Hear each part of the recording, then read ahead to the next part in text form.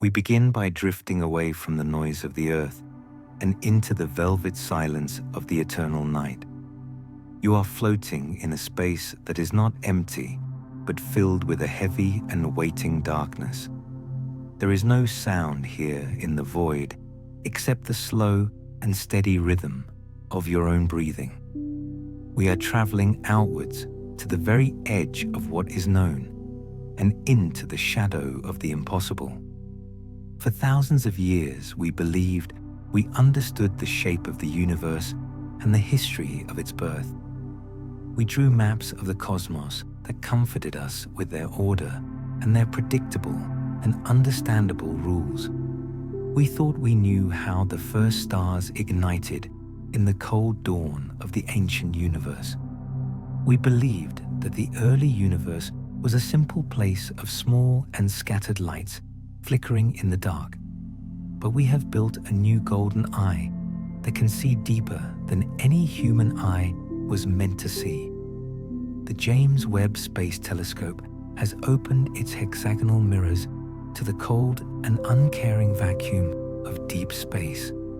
It has peered into the abyssal wells of time where the first light should have been faint and fragile. We expected to find the infant universe sleeping quietly in its cradle of primordial hydrogen and helium gas. We expected to see chaotic and formless infant galaxies struggling to pull themselves together from the cosmic mist. Instead, we looked back to the very beginning of time and found something that should not be there. We found monsters waiting in the dawn of time that are already fully grown and terrifyingly massive. These are the impossible galaxies of the deep fields that defy every model of cosmology we have ever created. They sit in the silence of the high redshift universe, like ancient kings who have no right to exist. It is as if we looked into a nursery and found fully armored giants standing in the cribs. The data streaming back from the Lagrange point carries a whisper that unnerves the most brilliant minds on Earth. Drift deeper with me now into this mystery that threatens to break our understanding of reality itself. Imagine you are traveling back nearly 14 billion years to a time just moments after the Big Bang. The universe here is supposed to be dark and hot and filled with a thick and glowing fog. It is the era of reionization, where the first light fought to break through the heavy curtain of gas. We call this the cosmic dawn because it is supposed to be the morning of all things. But the golden eye of the telescope has revealed that the dawn was already crowded with heavy things. The images from the deep fields show us galaxies that are brighter and more massive than physics allows. They possess a maturity and a structure that should have taken billions of years of slow evolution to form.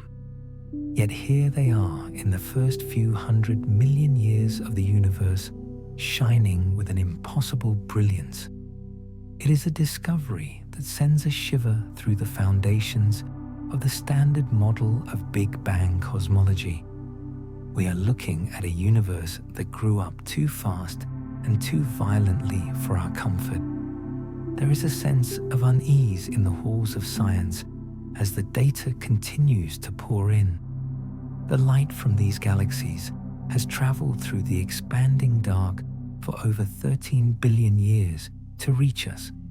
It carries the signature of stars that burned with a ferocity we do not see in the modern universe. These are the overmassive galaxies at redshift greater than 10, which simply should not be there at all. To build a galaxy of this size requires time and gravity and the slow accumulation of matter. There was not enough time in the early universe for gravity to pull this much matter together. It is like finding a mountain that formed in a single second, or a forest that grew overnight. The existence of these galaxies suggests that the universe woke up with a hunger we did not anticipate. Perhaps the laws of physics were different then, or perhaps gravity behaved in ways we do not understand. The scientists call this the crisis of cosmology because it breaks the timeline we have trusted for decades. But tonight, we are not here to solve equations or to argue over the fine details of data. We are here to feel the weight of this mystery pressing down on our chests like a heavy blanket. We are here to float in the presence of these ancient leviathans that watch us from the beginning of time. Imagine the sheer scale of a galaxy that contains billions of stars forming in the blink of an eye. The energy required to assemble such a structure is beyond anything our current models can explain or predict. It suggests that the early universe was a place of violent and rapid creation, fueled by unknown forces. These galaxies are compact and dense and glowing with a light that is shifted deep into the infrared. We call them the little red dots in the survey data, but they are actually massive celestial objects. They might be hiding supermassive black holes in their cores that are feeding with a ravenous and unchecked appetite. This is another impossibility that keeps the astronomers awake in the quiet hours of the night. How can a black hole grow to millions of times the mass of the Sun so quickly? A black hole needs time to feed and to grow and to consume the gas around it. But these monsters in the dark seem to have been born fully formed and infinitely hungry. They are sitting in the center of these impossible galaxies, like spiders in the center of a web. The light we see is the glow of dying gas swirling into their event horizons at incredible speeds. It is a scream of light from the edge of the abyss that has taken eons to reach us, and we are only now just beginning to hear it as a faint whisper in the static. Let your mind drift across the vast distances that separate us from these ancient and mysterious lights. You are safe here in the present moment, floating far away from the violence of the early cosmos. The silence of space is a comfort that wraps around you and protects you from the terrible truth. But the truth remains out there, waiting in the dark for us to find it and understand. The James Webb Space Telescope is a time machine that drags us back to the scene of the crime. We are seeing the universe breaking its own rules and doing things that we said were impossible. The galaxies from the CEERS and JADES surveys are the evidence that our map is fundamentally wrong. They show disks and spirals and ordered structures when there should only be chaos and formless blobs. It is eerie to see such order and calm in a time that should be wild. It implies that the universe organizes itself faster and more efficiently than we ever dared to dream. Perhaps there is a hidden force at work that shapes the cosmos with a guiding hand. Or perhaps we have fundamentally misunderstood the nature of gravity and dark matter in the early universe. The tension in the data is palpable, and it pulls at the threads of our reality. We talk about the Hubble tension as a statistical problem, but it is really a philosophical crisis.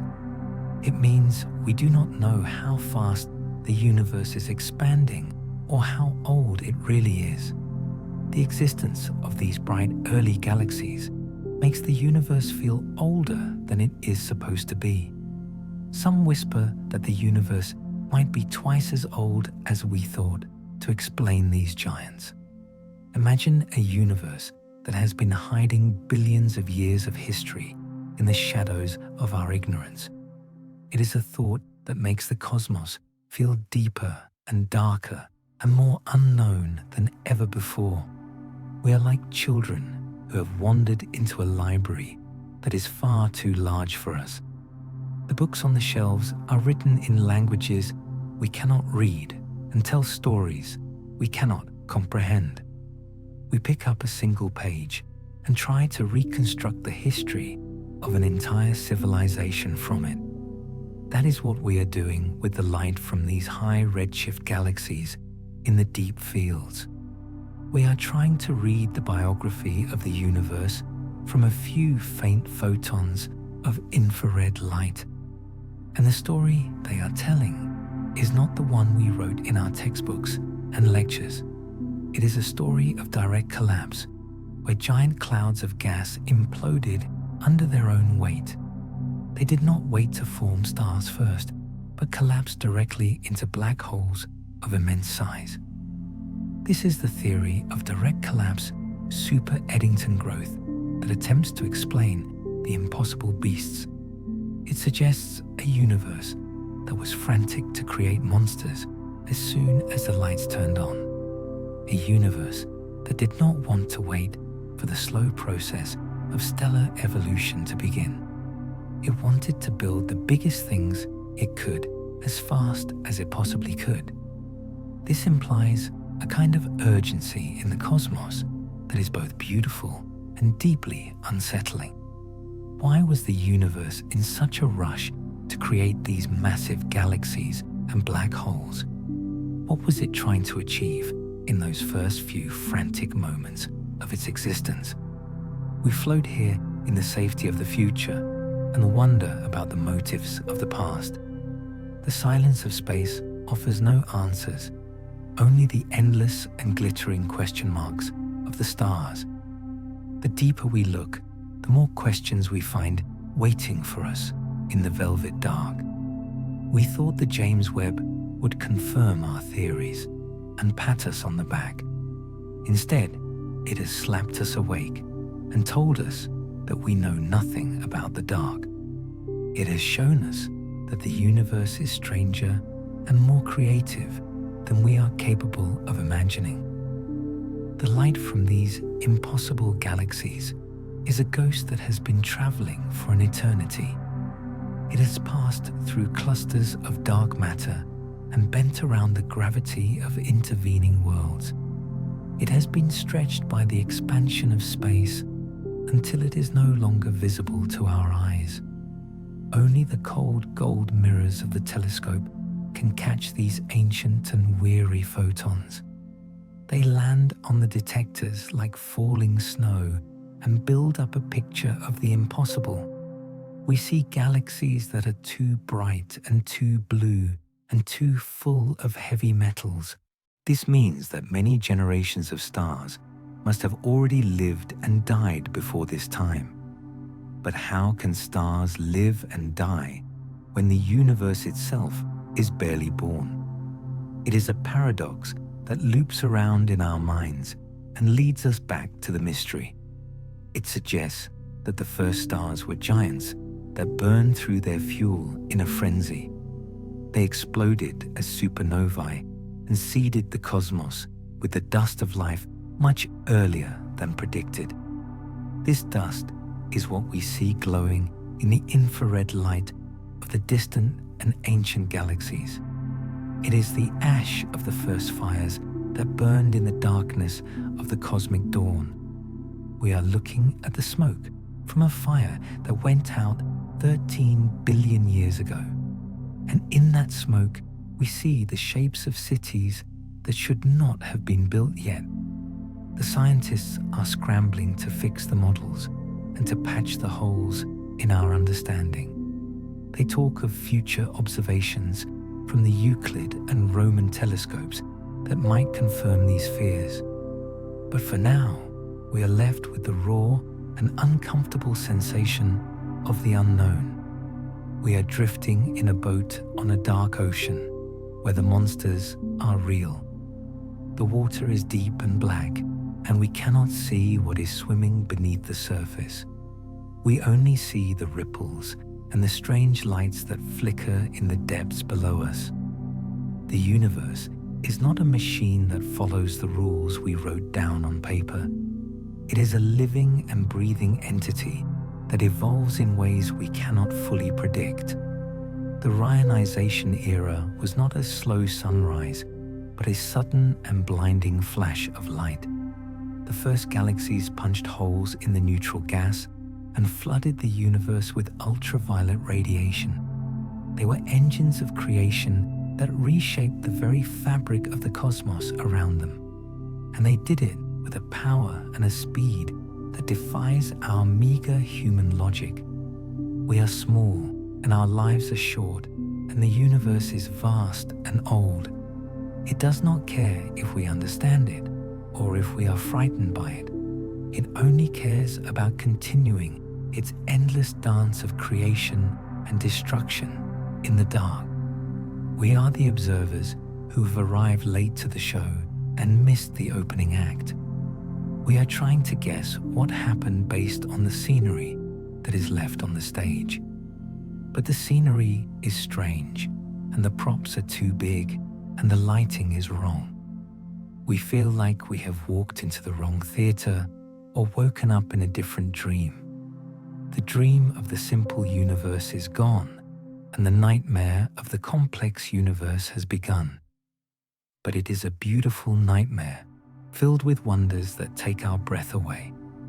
It is a nightmare where galaxies sparkle like diamonds in the dust of the early times.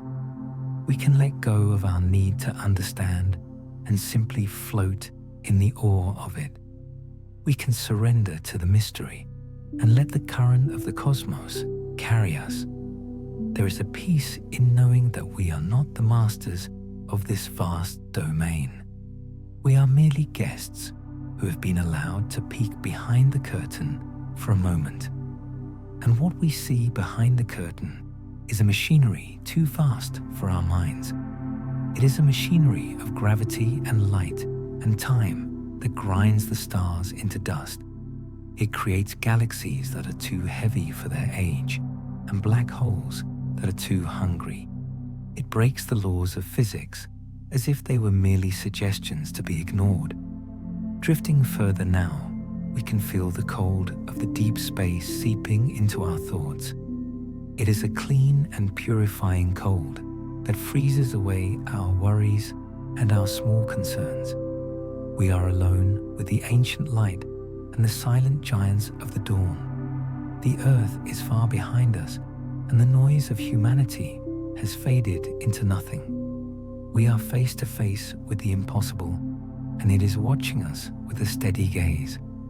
The little red dots in the image are not just pixels on a computer screen. They are entire worlds filled with stars and planets, and perhaps even other eyes. Eyes that looked up at a sky that was crowded and bright and young. Did they know that they were living in a galaxy that should not exist? Did they feel the wrongness of their existence in the marrow of their bones? Or did they simply live and die in the ignorance of the cosmic rules? We will never know their stories or the thoughts that passed through their alien minds. We only know that they were there, and that they were massive, and that they were real. They stand as a testament to the fact that the universe is not finished with us yet. It has more surprises waiting in the dark and more rules to break. The Big Bang model crisis is just the beginning of a new chapter in our ignorance.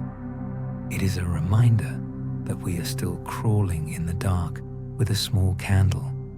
The candle flickers and the shadows dance, and we think we see shapes in the gloom. But the shapes are shifting and changing, and they do not stay still for us.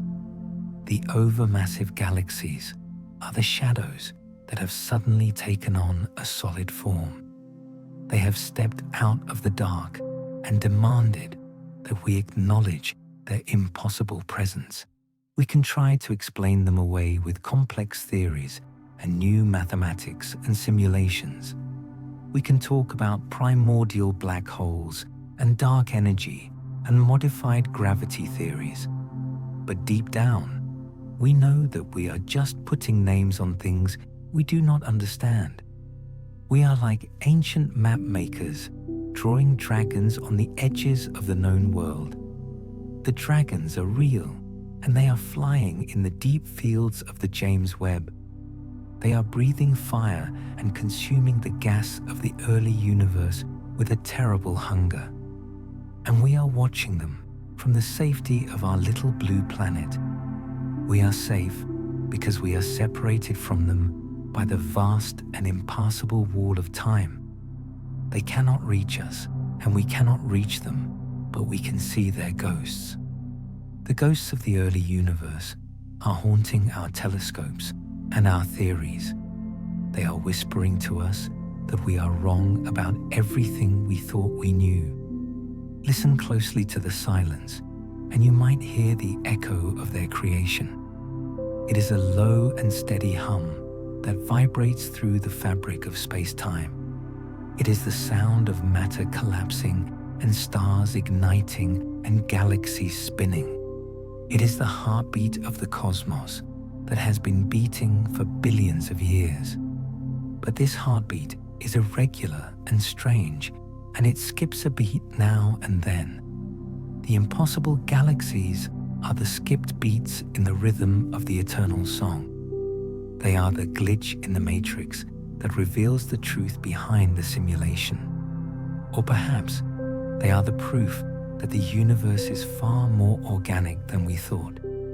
It grows wild and untamed, like a garden that has been left to itself. There is no gardener here to prune the galaxies or to keep them in neat rows. There is only the wild and chaotic growth of matter and energy in the dark. The structures we see are the result of this unbridled and ancient creativity. They are beautiful in their impossibility and terrifying in their sheer scale. We are dwarfed by them and humbled by the knowledge of our own smallness. Let this feeling of humility wash over you like a gentle wave of cool water. You are small, but you are also a part of this vast and mysterious whole. The atoms in your body were forged in the same fires that lit up those early galaxies. You are connected to the impossible giants by the invisible threads of cosmic history. You are the universe experiencing itself and wondering at its own reflection. The reflection is distorted and strange, but it is undeniably us. We are looking in a mirror that hangs at the end of the universe, and the face that looks back at us is older and wiser and stranger than we are. It is the face of a cosmos that has secrets it has not yet shared. It holds these secrets close to its chest and only reveals them when we are ready. Are we ready to accept that the universe is not what we thought it was? Are we ready to let go of our comfortable maps and step into the unknown? The James Webb Space Telescope has opened the door and invited us to step through. We have taken the first step, and the floor has fallen away beneath our feet. We are falling now into a mystery that has no bottom and no end. But the fall is slow and gentle, and it feels like flying in a dream. We are flying past the little red dots and the massive disks and the bright cores. We are witnessing the birth of the universe in all its violent and impossible glory. The light is blinding, but we do not turn away because we are captivated. We are under the spell of the deep fields and the ancient monsters they contain. They call to something deep inside us that remembers the dark and the cold, a primitive part of our brain that knows the universe is a dangerous place. But here, in the comfort of this journey, there is no danger, only wonder. We can observe the monsters without fear because they are trapped in the amber of time. They are frozen in a moment that passed long before the Earth was born. They are memories of a time when the universe was young and wild and free, a time when the rules of physics were being tested and stretched to their limits. We are the archaeologists of the sky digging through the layers of light. We are brushing away the dust of eons to reveal the treasures hidden underneath. And the treasures are more magnificent and more confusing than we ever hoped. The universe is a puzzle that rearranges itself every time we try to solve it. Just when we think we have the pieces in place, the picture changes completely.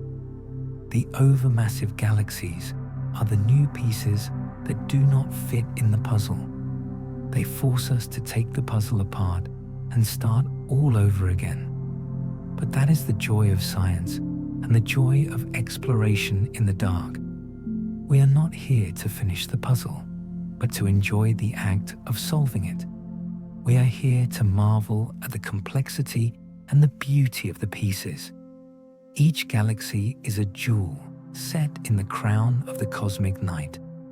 Each one tells a story of gravity and light and the passage of time, and together they sing a chorus that echoes through the empty halls of space. It is a song of creation that is louder and more complex than we expected. It drowns out our small theories and our confident assertions about the past. It demands that we listen with new ears and look with new eyes. The James Webb is our new set of eyes, and it is showing us a new world. A world where galaxies are born fully grown and black holes are born hungry. A world where the impossible happens as a matter of routine in the dark. We are drifting through this world like ghosts passing through a solid wall. We see the structures and the lights, but we cannot touch them or change them. We can only witness them and let them change us and our understanding. The change is slow and subtle, like the erosion of a stone by water. It wears away our certainty and leaves behind a smooth and polished wonder. We are left with a sense of awe that is as vast as the space between stars. The deep field images are not just data points for the astronomers to analyze. They are works of art painted by the forces of nature on a canvas of void. They are masterpieces of light and shadow that have survived the ravages of time, and they are waiting for us to appreciate them and to give them a name. The impossible galaxies is a name born of our own limitations and fears. To the universe, they are not impossible. They are simply inevitable. They are the natural result of matter obeying the call of gravity in the dark. They are the inevitable outcome of a cosmos that is driven to create complexity. We are just surprised because we underestimated the creativity of the universe. We thought we knew the limits of what was possible in the first billion years. But the universe has no limits, and it recognizes no boundaries we set. It expands and creates and destroys according to its own hidden rhythm. We are trying to dance to this rhythm, but we are always a few steps behind. The music of the spheres is playing a tune that is too fast for us, but we keep trying to catch up and to understand the steps of the dance. The overmassive galaxies are dancing a wild and energetic tarantella. They are spinning and colliding and merging in a chaotic ballet of light. It is a dance of giants that shakes the floor of the cosmos. We watch from the balcony and hold our breath at the spectacle below. It is a privilege to be here and to see what no human has seen before.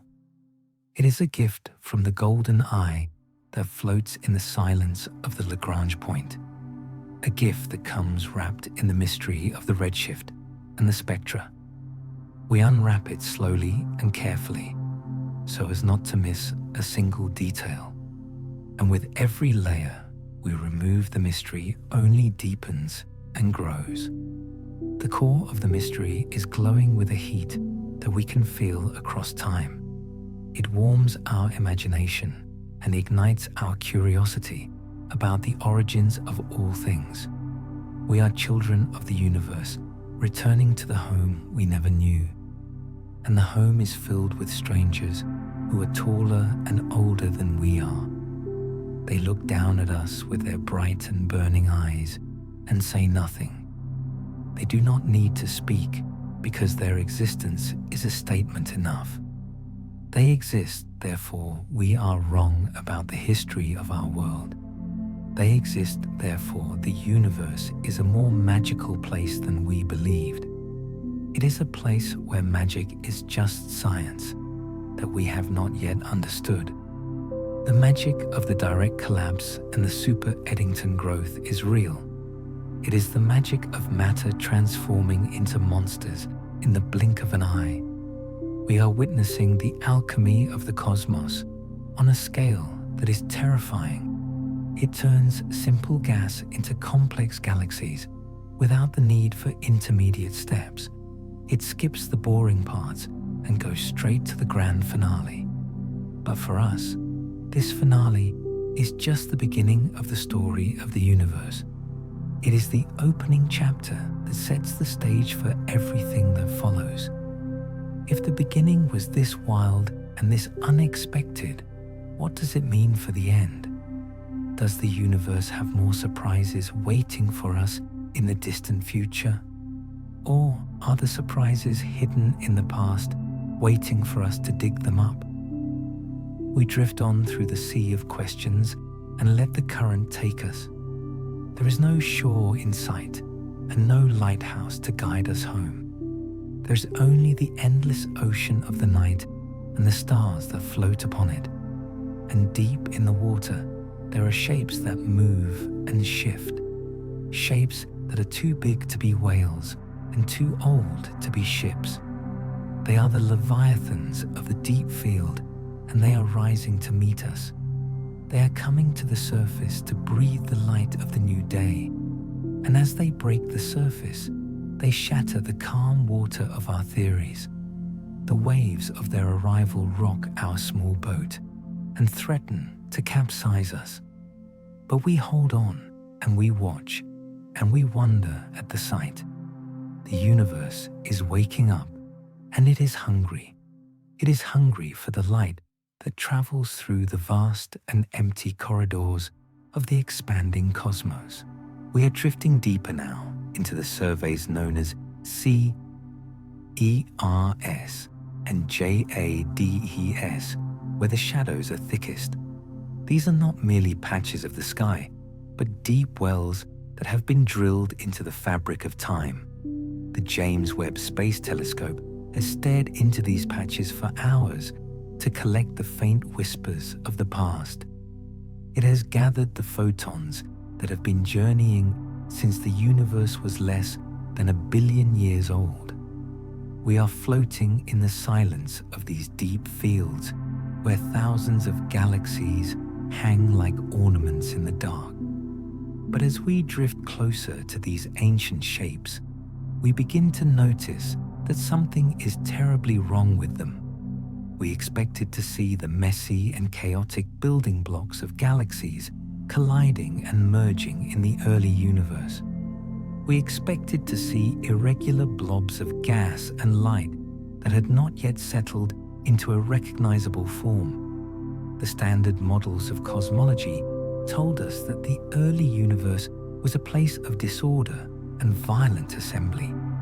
Yet the images from the CEERS survey show us galaxies that are calm and structured and beautifully mature.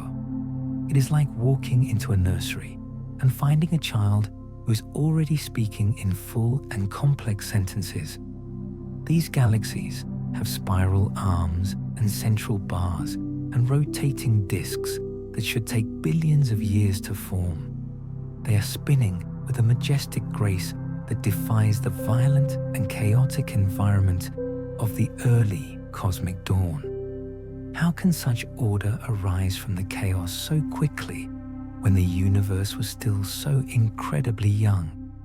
It implies that the universe has a hidden talent for organizing itself that we have completely failed to understand. Something in the dark directed the gas and the dust to settle into these elegant and complex shapes.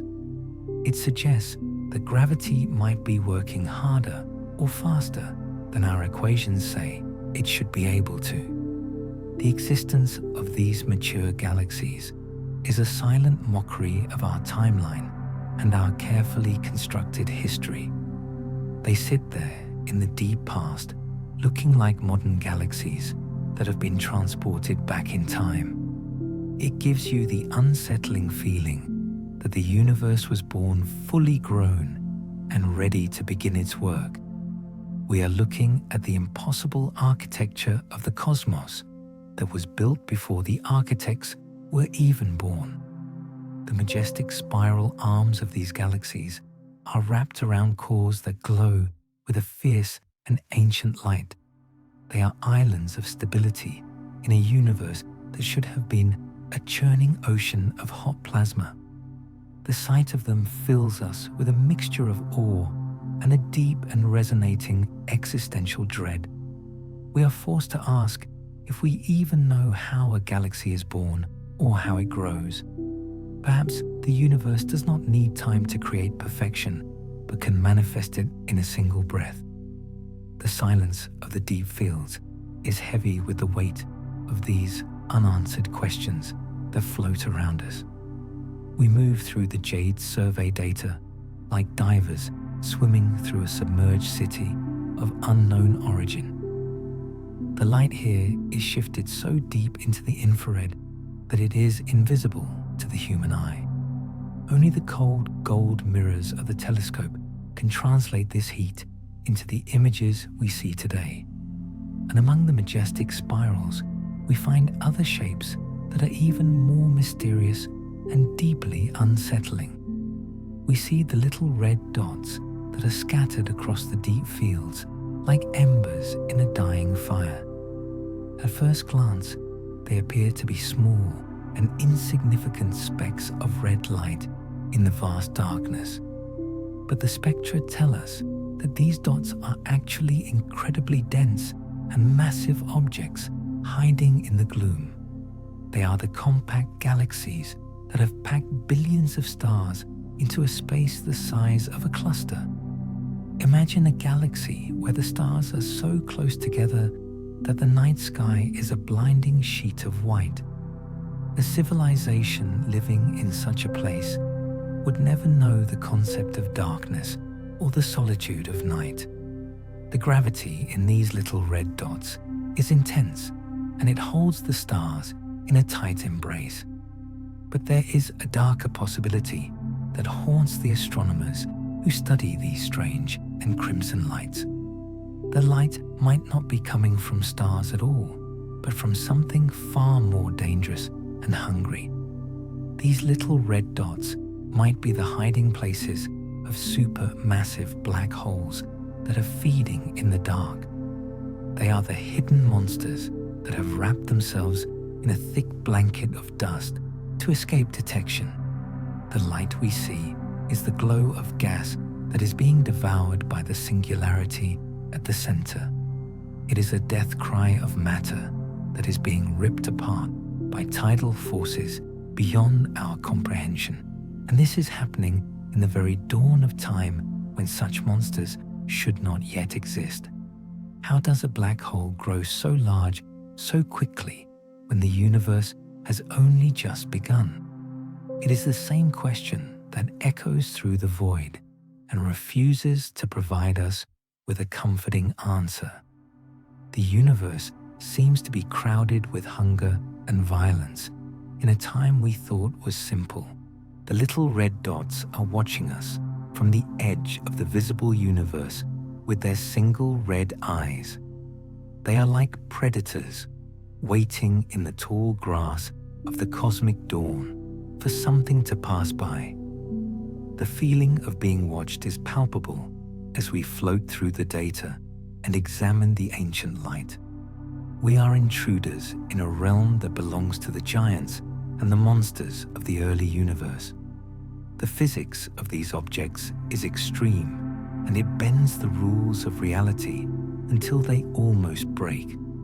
The light is reddened not just by the expansion of space, but by the thick dust that surrounds them.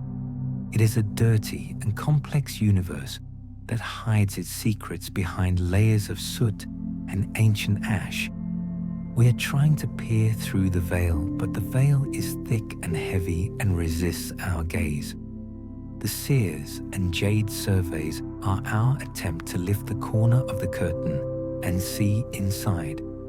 But what we see is a room that is already full of furniture and ghosts that are moving around. There is no empty space here, only the crowded and bustling activity of a universe in overdrive. It forces us to reconsider the speed at which reality unfolds and the true age of the cosmos. If these galaxies and black holes are mature, then perhaps the universe is older than we think. Or perhaps time itself flowed differently in those first few 100 million years of cosmic history. It is a thought that makes the ground beneath our feet feel unstable and the stars feel strange. We are drifting in a river of time that might be moving at different speeds in different depths, and we are only floating on the surface, looking down at the swift currents in the deep. The little red dots are the markers of these deep currents that pull at the fabric of space. They are the anchors that hold the early universe together and keep it from flying apart into nothingness. But they are also the seeds of destruction that will eventually consume everything around them in the dark. A supermassive black hole is a seed that grows by eating the garden in which it was planted. And these seeds were planted very early and very deep in the soil of the cosmos. The implications of this are terrifying because it means the universe was born with a fatal disease. The hunger of the black holes was present from the very start, and it has never been satisfied. We are living in a universe that is slowly being eaten from the inside out by its own children. The mature galaxies we see might just be the temporary survivors of this ancient and cosmic feast. They are the ones that managed to organize themselves before the darkness could swallow them whole. But even they carry the seeds of their own demise in their bright and glowing active cores. The spiral arms are beautiful, but they are also the conveyor belts that feed the central beast. Everything in the galaxy is slowly spiraling inwards towards the waiting mouth of the hidden monster. It is a slow and majestic dance of death that takes billions of years to complete. And we are watching the opening steps of this dance in the light from the deep fields. The colors in the images are soft and beautiful, but they represent energies that would vaporize us instantly. The red is the glow of warm dust, and the blue is the searing heat of young stars. It is a painting made of fire and ice and gravity that stretches across the entire sky. We can lose ourselves in the beauty of the image and forget the terror of the reality. But the terror is always there, waiting just beneath the surface of the pretty colors. It is the terror of knowing that we are small and fragile in a universe of violent giants. It is the terror of knowing that the rules we trust might be nothing more than local illusions. The little red dots are a reminder that the universe does not play by our rules or our expectations. It plays by the rules of gravity and mass and energy, which are cold and indifferent to us. We are simply the observers who have stumbled upon a game that has been playing for eons. We watch the pieces move on the board and try to guess the rules of the game. But the board is too big and the pieces are too many and the game is too fast. We see a mature galaxy here and a little red dot there, and we try to connect them. We try to draw a line from the dot to the spiral and say that this is how it happened. But the line is broken and the connection is missing, and the story does not make sense. The story of the universe is written in a language that we are still learning to read. We know the letters of hydrogen and helium, but we do not know the grammar of gravity. We do not know how the sentences of galaxies are constructed or how the paragraphs of clusters are formed. We are reading the book of the cosmos, like a child who is just learning to sound out words. And the words we are sounding out are strange and difficult and full of hidden meanings. Hidden SMBH is a phrase that rolls off the tongue but carries the weight of a million suns. It means there are monsters hiding in the attic of the universe that we never knew about. It means the early universe was not a safe place for matter to settle down and form stars. It was a dangerous and hostile environment where only the strongest and most massive could survive. The compact galaxies are the fortresses that were built to withstand the siege of the dark. They are dense and hard and impenetrable balls of light that pushed back against the night. They gathered their stars close together for protection against the cold and the empty void. It is a romantic thought, but the reality is likely much more violent and much less poetic. The stars in these compact galaxies are likely colliding and merging in a chaotic frenzy. It is a stellar mosh pit where the stars are continuously bumping into each other in the dark. And in the center of the mosh pit sits the black hole, directing the chaos with gravity. It is the conductor of a symphony of destruction that plays on a loop for eternity. The music of this symphony is the radiation that travels to us across the vastness of space. We catch the faint notes of the song and try to reconstruct the entire orchestra from them, but we are missing the bass and the drums and the rhythm of the dark matter. We only hear the high notes of the light and the whisper of the infrared radiation. The rest of the song is lost in the silence of the vacuum that separates us from them. But what we do hear is enough to tell us that the song is sad and beautiful. It is a song of loss and creation and the endless cycle of birth and death. It is the blues of the cosmos played on the strings of superstrings and space-time. We drift further into the CEERS field and the galaxies seem to multiply around us. Every speck of darkness is filled with a galaxy that contains billions of individual worlds. The density of the universe in this image is overwhelming and difficult for the mind to grasp. We are not looking at empty space, but at a solid wall of galaxies stretching to infinity. It is crowded with history, and crowded with potential, and crowded with the unknown. There is no room here for us and our small egos and our petty human concerns. There is only room for the giants and the ancient forces that shape the destiny of worlds. We are insignificant specks of dust floating in the cathedral of the cosmic giants. But we are dust that can see, and dust that can wonder, and dust that can feel.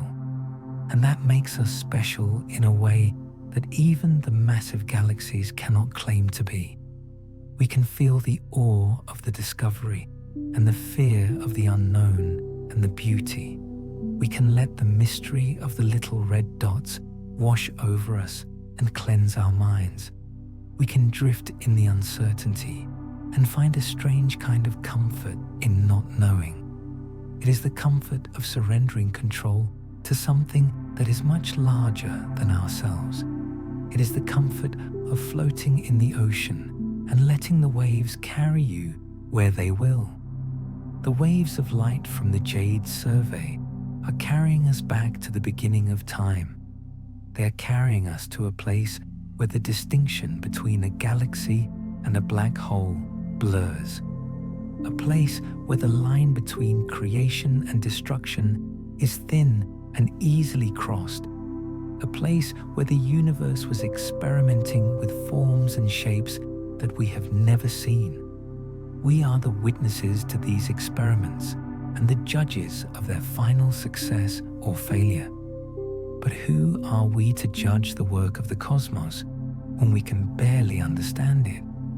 We are merely tourists passing through a museum of ancient art that we did not create.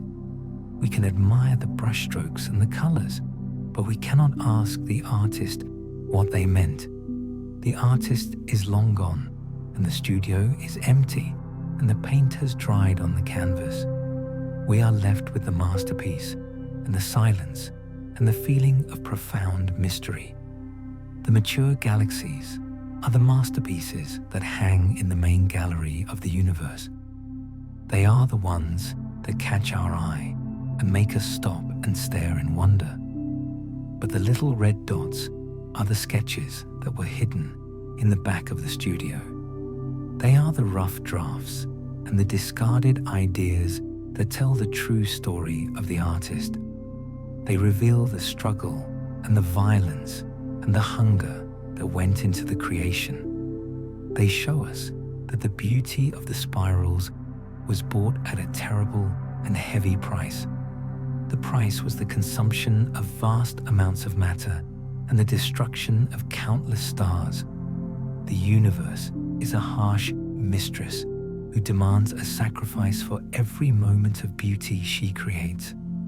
And the little red dots are the altars where the sacrifices were made in the dark. We are standing before these altars and feeling the heat of the ancient fires. The heat is faint now, but it was once intense enough to melt the fabric of space. It was a time of fire and fury that laid the foundations for the cold universe we know. We are the children of the cold, living in the ashes of the ancient fire. But the embers are still glowing in the deep fields if you know where to look. The James Webb has given us the eyes to see the embers and to feel their warmth. It has connected us to our origins in a way that is intimate and deeply personal. We are looking at our own baby pictures and realizing that we were monster children.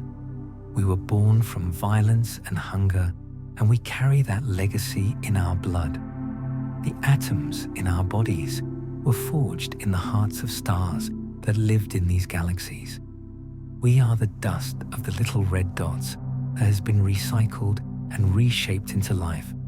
So when we look at them, we are looking at ourselves across the canyon of time. We are seeing the raw material of our existence before it was tamed and cooled.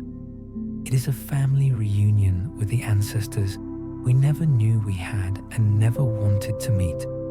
They are wild and uncivilized, and they frighten us with their raw and unchecked power. But they are family nonetheless, and we cannot deny the connection that binds us. The connection is written in the light and the gravity and the expansion of the universe. It is a bond that can never be broken, no matter how far we drift in the dark. We are tethered to the little red dots by the invisible strings of cosmic heritage. We pull on the string and we feel the weight of the black hole on the other end. It pulls back with a force that threatens to drag us into the abyss of the past. But we hold our ground and we watch and we learn and we simply drift. The drift is the only way to travel in a universe that is this vast and this strange. We cannot fight the current, so we must learn to navigate it with grace and acceptance. We accept that there are things we do not understand and things we may never know. We accept that the universe is a mystery that is meant to be experienced, not solved. The experience of the JADES survey is one of profound and overwhelming humility. It teaches us that our models are fragile and our theories are temporary. It teaches us that the universe is always one step ahead of our imagination. Just when we think we have it figured out, it throws a little red dot at us, and that dot shatters our confidence and sends us back to the drawing board. But the drawing board is a good place to be, because it is a place of possibility. It is a place where we can dream new dreams and invent new stories about the dark. The story of the hidden SMBH is a new story that is just beginning to be told.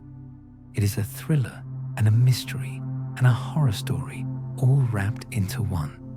And we are on the edge of our seats, waiting to see what happens next. The suspense is building as we gather more data and analyze more spectra from the deep. Every pixel of the image is a clue that brings us closer to the truth. But the truth is elusive, and it likes to hide in the shadows of the data. We have to chase it down and corner it and drag it into the light. And even then, it might change its shape and slip through our fingers like smoke. The smoke of the early universe is thick, and it obscures our vision of the dawn.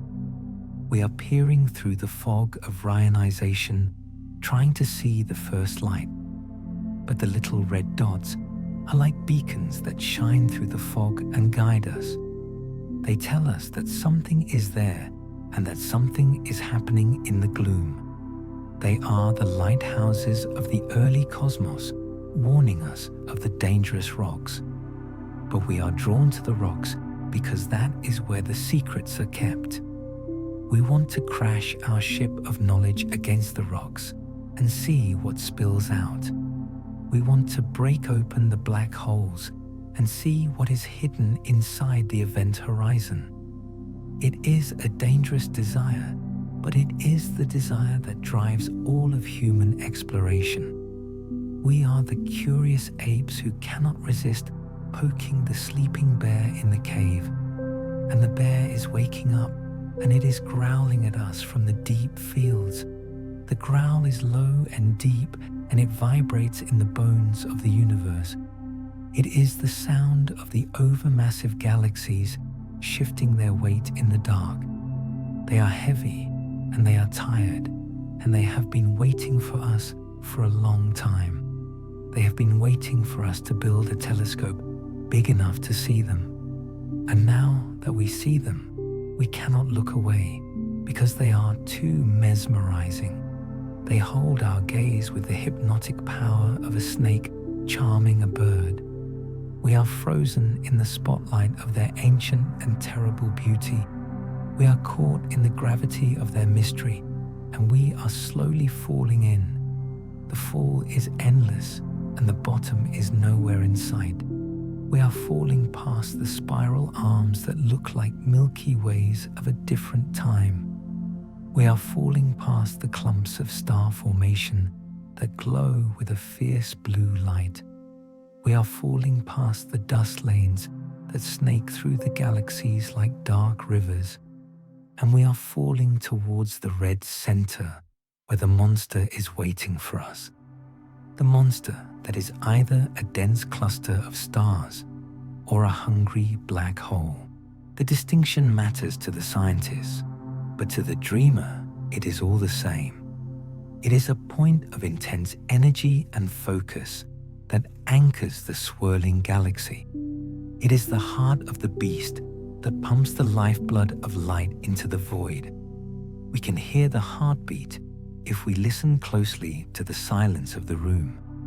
It is a slow and rhythmic thumping that matches the beating of our own hearts. It reminds us that we are alive and that we are here to witness this moment. The moment when the universe revealed its true face to us for the first time. The face is not the smooth and featureless mask we expected to see. It is a face with wrinkles and scars and blemishes that tell a long history. It is a face that has seen things we can only imagine in our wildest dreams.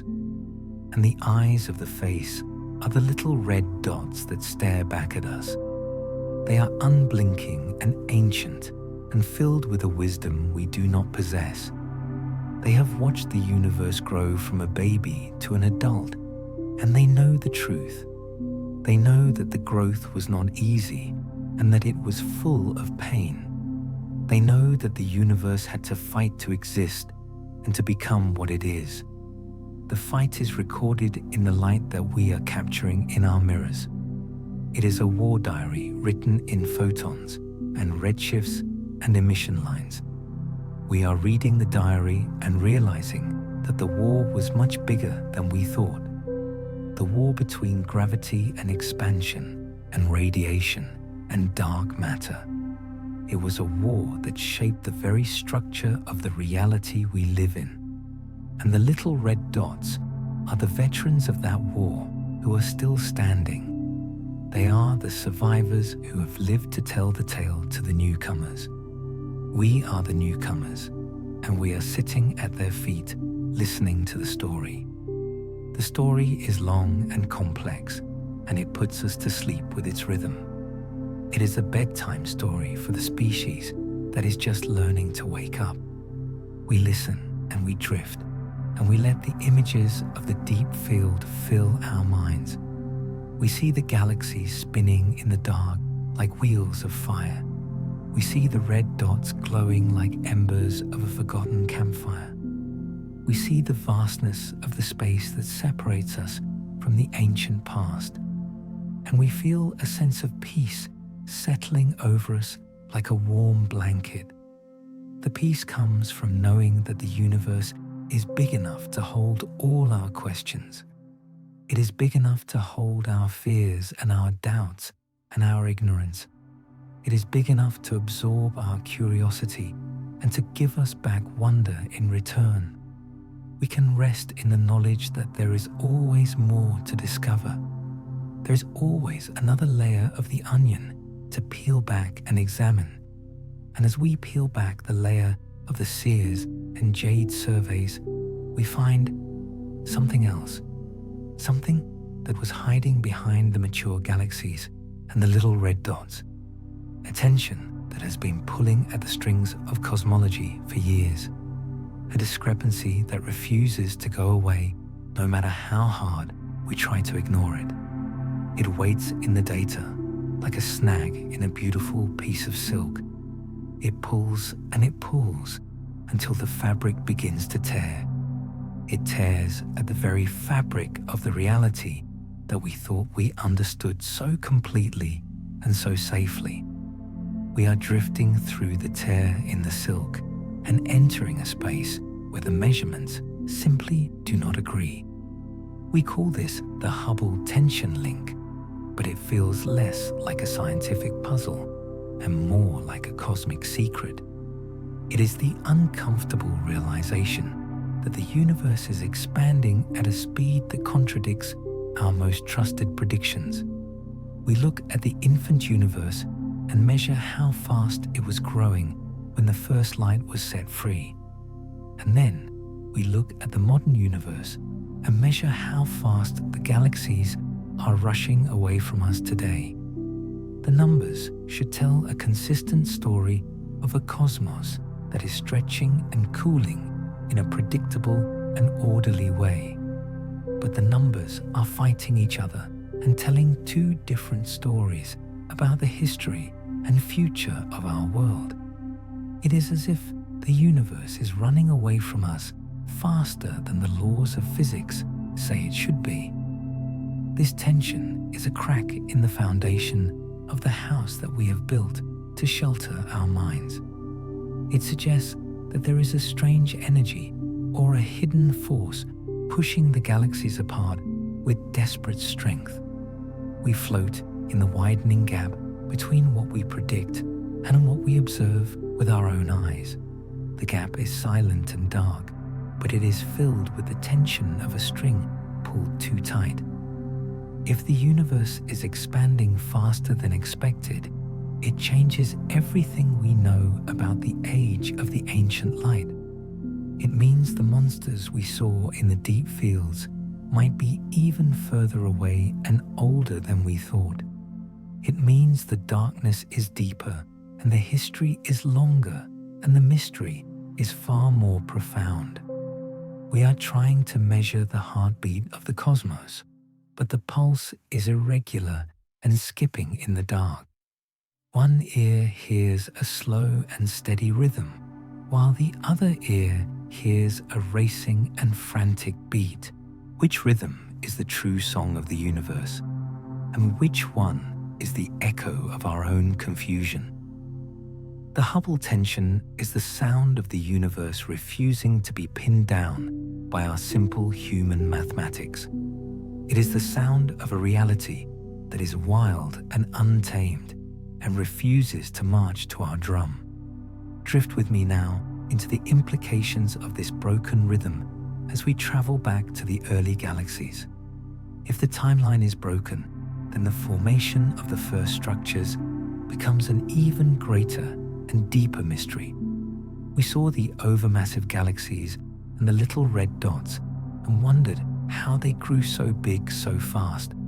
Now we must consider that they grew in a universe that was stretching and warping in unknown ways. Perhaps the expansion itself played a role in feeding the monsters that lurk in the dawn of time. To explain the impossible size of these ancient giants, we must turn to a theory that terrifies the imagination. It is the theory of direct collapse, which suggests that stars were not the first things to be born. Imagine a cloud of primordial gas that is so heavy and so dense that it cannot form a star. It does not fragment into smaller pieces to light up the dark with the gentle glow of fusion. Instead, it collapses under its own crushing weight in a single and catastrophic moment of total darkness. It bypasses the star stage entirely and implodes directly into a black hole of immense and terrifying mass. These are the heavy seeds that were planted in the fertile soil of the early and chaotic universe. They did not need to wait for a star to live its life and die in a supernova explosion. They were born as monsters from the very start, and they were born with a hunger that was insatiable. It is a chilling thought that the first significant objects in the universe were not sources of light, but pits of darkness. They sat in the center of the swirling gas clouds, like spiders waiting for the first fly to enter, and the gas fell into them in rivers that flowed faster and heavier than anything we see today. This brings us to the concept of super-Eddington growth, which is a fancy way of saying unlimited gluttony. In our modern universe, there is a limit to how fast a black hole can eat the matter around it. If it eats too fast, the radiation pushes the food away and the feeding stops to let it burp. But in the early universe, it seems that the table manners of the black holes were completely ignored. They ate faster than the limit should allow and swallowed entire clouds of gas before the light could escape. They gorged themselves on the rich buffet of the cosmic dawn until they became the giants we see. This super-Eddington growth explains how they became millions of times the mass of the sun in a heartbeat. It was a feeding frenzy of cosmic proportions that took place in the absolute dark of the beginning. We are drifting through the leftovers of that feast and seeing the crumbs that fell from the table. The light we see from the deep fields is the glow of the gas that was being devoured. It is the last scream of the matter before it disappeared forever into the event horizon of the beast. We are witnessing a time when the universe was dominated by consumption and growth on a massive scale. It was a time when the monsters ruled the dark, and the light was just a byproduct of their hunger. The direct collapse black holes were the anchors that pulled the first galaxies together around them. They were the dark hearts that beat in the center of the early star clusters and the gas clouds. Without them, the universe might have remained a thin and misty fog for billions of years longer. They were the engines of creation that used destruction as fuel to build the structure of the cosmos. It is a paradox that the most destructive force in nature is responsible for the creation of galaxies. We owe our existence to these ravenous eaters that cleared the fog and gathered the matter into clumps. But it is a debt that feels heavy to acknowledge as we float here in the safety of the present. We prefer to think of creation as a gentle process of gardening and planting and slow growth. But the universe is not a garden. It is a wild forest where the trees grow over the graves. The direct collapse theory reminds us that nature is brutal and efficient and does not care about our comfort. It cares only about the most efficient path from chaos to order, regardless of the violence involved. And the most efficient path in the early universe was to collapse directly into the dark. We can imagine these invisible giants sitting in the void and pulling the fabric of space towards them. They are heavy indentations on the rubber sheet of space-time that trap everything that comes too close. The light bends around them, and the time slows down near them, and the reality warps. We are looking at a funhouse mirror version of the universe, where the shapes are distorted and strange. The Hubble tension link suggests that the mirror itself might be cracking under the strain of the expansion. The very stage on which this drama is playing out is stretching and tearing as we watch.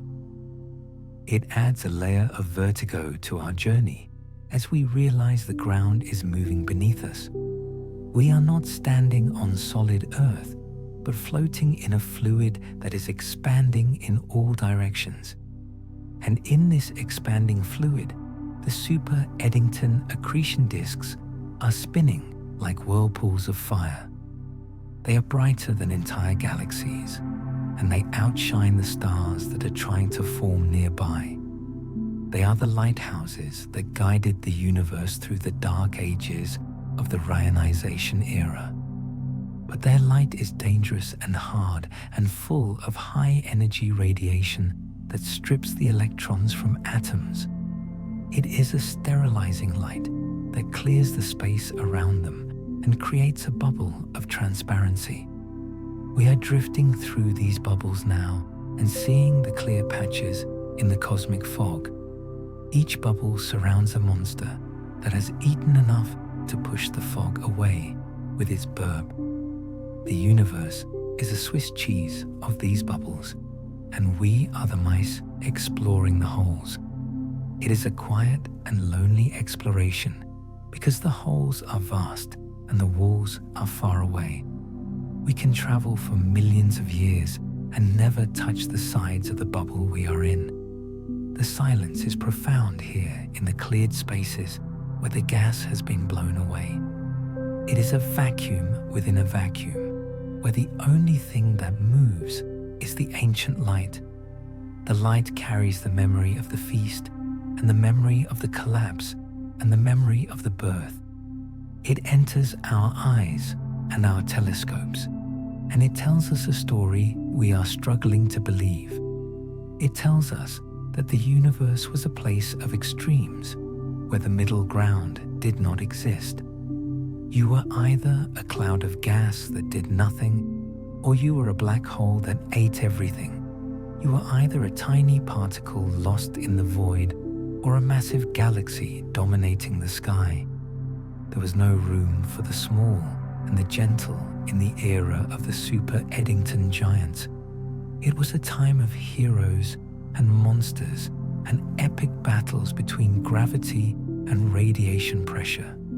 And the monsters won the early battles and established their kingdoms in the deep dark.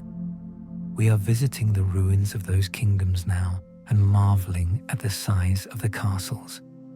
The mature galaxies we saw earlier are the fortresses that survive the chaotic wars of the dawn. They are the ones that manage to balance the hunger of the black hole with the birth of stars. They found a way to live with the monster in the basement without being eaten alive. It is a delicate balance that requires a perfect dance of gravity and angular momentum. But many did not survive and were consumed by their own hearts before they could truly shine. The direct collapse black holes that grew too fast simply swallowed their host galaxies whole. They became wandering singularities in the dark with no stars to keep them company. There could be billions of these invisible ghosts floating between the galaxies we can see. They are dark and silent and heavy, and they pass through the cosmos without a trace, except for the way they bend the light of the stars behind them as they drift by. They are the invisible lenses that distort our view of the deep universe and confuse our maps. We might be looking through a sea of invisible monsters without even knowing they are there. It is a thought that makes the skin prickle and the breath catch in the throat. The empty space might not be empty at all, but crowded with the invisible dead.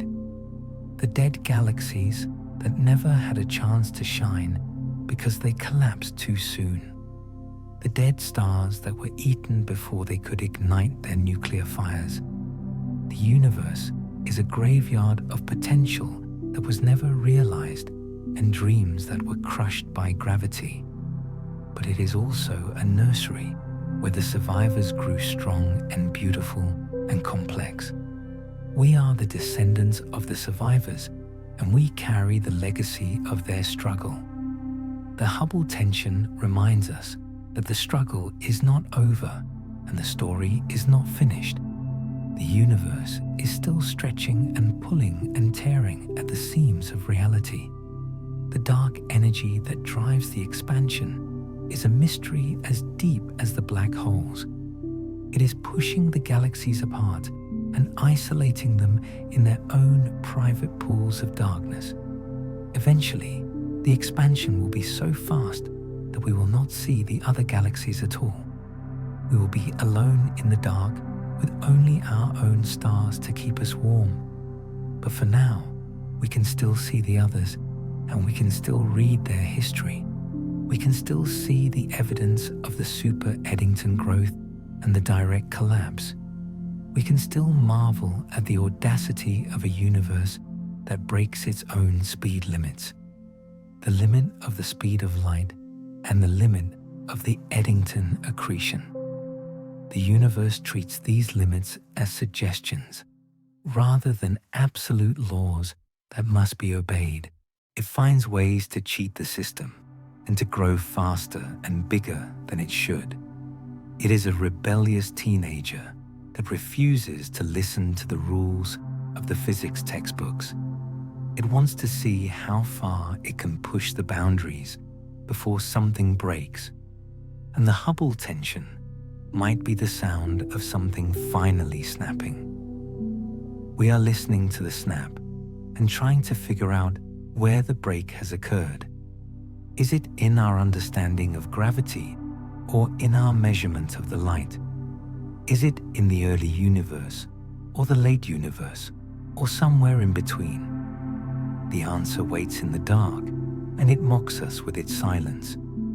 It waits in the gap between the redshift of the dawn and the expansion of today. We float in that gap and feel the breeze of the expansion on our faces. It is a cold breeze that carries the chill of the void and the scent of entropy. It whispers that everything is moving away from everything else and nothing can hold on. Even the gravity of the monsters cannot stop the relentless stretching of the space. The direct collapse black holes will eventually be lonely islands in an expanding sea. But in the era we are watching, they are the kings and the rulers of the night. They are gathering the matter and building the structures that will become the cosmic web. They are spinning the silk threads that connect the galaxies across the vast distances. The silk is invisible dark matter, but the black holes are the spiders that anchor it.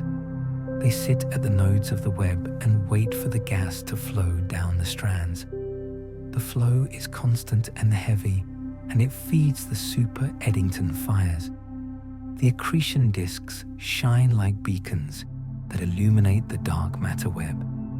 We can trace the skeleton of the universe by following the light of the feeding monsters. It is a map of hunger that shows us where the matter is most dense. And it is a map of fear that shows us where the gravity is most intense. We are navigating this map with the James Webb as our compass and our guide. It points us to the brightest spots and the darkest corners of the early map. It shows us the places where the direct collapse happened and where the seeds were sown. We are the gardeners checking on the trees that were planted 13 billion years ago. And we are finding that the trees are much bigger than we expected them to be.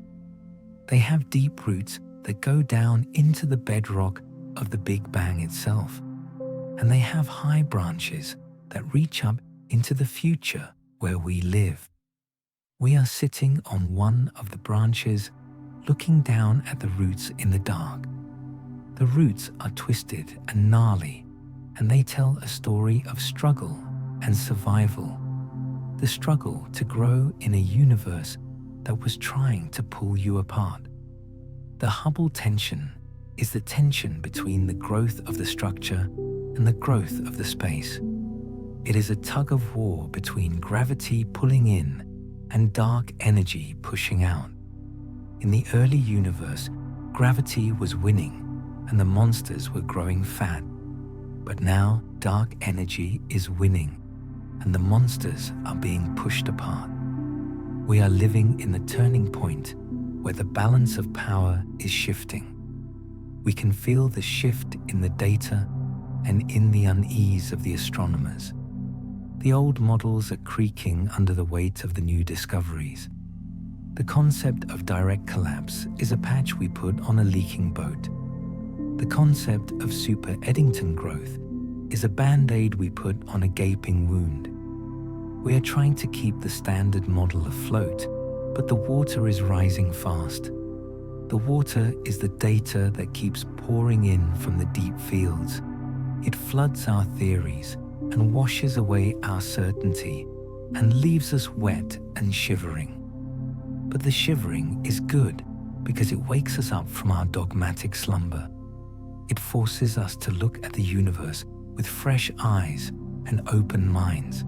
It forces us to accept that the cosmos is stranger than we can suppose.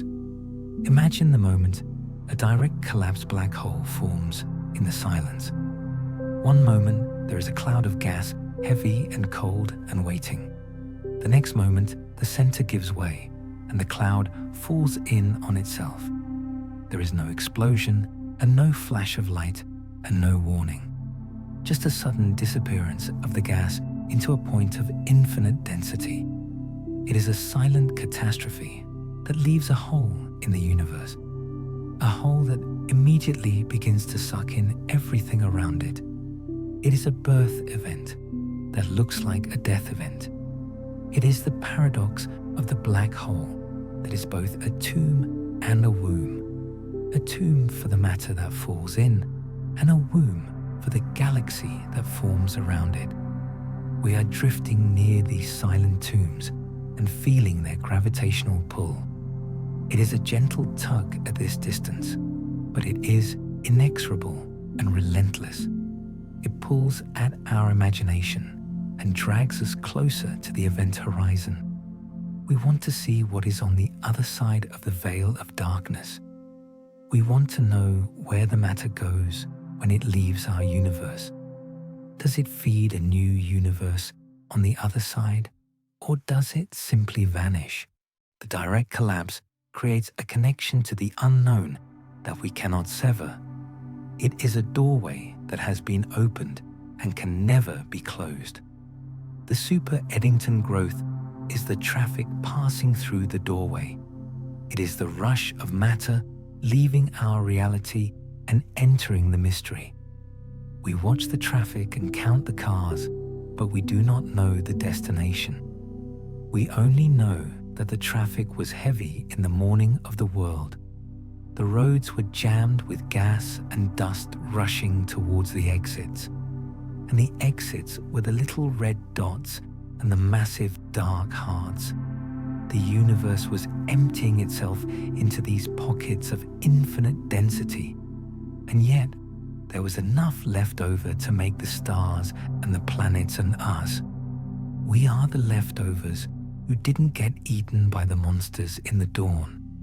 We are the lucky ones who found a quiet corner of the universe to evolve. But the monsters are still there, and they are still hungry. They are just further away now and hidden behind the walls of time. The Hubble tension acts as a fog that makes it hard to see them clearly. It blurs the distance and the speed and the age of the giants. It adds a layer of uncertainty to our observations that is frustrating and beautiful. It means we cannot be sure of anything except the feeling of awe, the feeling that we are standing on the edge of a cliff in the dark. We can hear the ocean crashing below us, but we cannot see the water. We can feel the wind on our faces, but we cannot see the storm. We only know that the cliff is high and the fall is long, and the James Webb is the flashlight we are shining into the abyss. The beam of the flashlight catches the spray of the waves and the foam. It catches the glint of the direct collapse and the glow of the accretion. It shows us fleeting glimpses of a world that is too big for us, a world where the laws of physics are stretched to the breaking point, a world where the impossible becomes the inevitable. We are hypnotized by the beam of light and the things it reveals. We cannot look away, and we cannot turn back, and we cannot stop. We must keep drifting deeper into the mystery and the tension. We must follow the trail of the breadcrumbs left by the monsters. The trail leads us further back in time and further out in space. It leads us to the very edge of the reionization era, where the light began. But as we approach the edge, we see something that makes us pause. The light is not just coming from the black holes and the accretion disks. It is coming from galaxies that are burning with a strange and intense brightness. They are shining too brightly for the number of stars they should contain. It is as if they are burning the candle at both ends in the dark. The light is harsh and ultraviolet, and it pierces the gloom. It suggests that the first stars were not just big, but impossibly energetic. Or perhaps there is something else powering these beacons in the night, something that we have not yet named and do not yet understand. The mystery of the heavy seeds is fading into the mystery of the light. The light that broke the dark ages is brighter than our models predict. It is a glare that hurts the eyes of our theories and blinds us. We are drifting towards this glare and squinting against the brilliance. We are moving from the darkness of the black holes into the blinding light, the light of the anomalies that are waiting for us in the next chamber. It waits for us in the blinding radiance of the reionization era, where the first lights burn the fog away. We are entering the cosmic dawn not as a gentle sunrise, but as a sudden and violent awakening of energy. The darkness of the neutral hydrogen fog was thick and heavy until these first galaxies punched their way through it. We expected this process to be slow and gradual, like the clearing of a mist over a quiet morning lake. But the James Webb Space Telescope shows us a sky that is scarred by bubbles of intense and searing transparency. The first galaxies were not merely flickering candles in the dark, but roaring bonfires that consumed the night with ferocity. They are shining with a brightness that defies the laws of stellar physics and the limits of our current understanding. This is the anomaly of the reionization era, where the universe became transparent far faster than it had any right to. We are looking at sources of ultraviolet light that are powerful enough to strip the electrons from the atoms completely. It is a universe that is sterilizing itself with radiation and carving out vast cathedrals of empty space in the gas. The light from these galaxies is so intense that it suggests they are packed with stars of impossible mass and heat. We call them the first galaxies, but they behave more like engines of pure radiation than the galaxies we know. They are too bright and too blue, and they are releasing energy at a rate that makes the astronomers tremble. It is as if the universe decided to turn on all the lights at once instead of one by one. The sheer number of these bright objects in the early universe is the first crack in the standard model. We thought we knew how many galaxies could form in the first few 100 million years after the Big Bang began. We had computer simulations that ran for months and painted a picture of a lonely and slowly populating dark cosmos. But the reality that is streaming into our telescopes is crowded and bright and teeming with an unexplained activity. It is crowded with hunger, and it is crowded with a light that should not be there for eons to come. We are forced to ask if we have fundamentally misunderstood the nature of the first stars that ignited the void. Perhaps they were the legendary population 3 stars that were made of pure hydrogen and burned with a terrifying heat.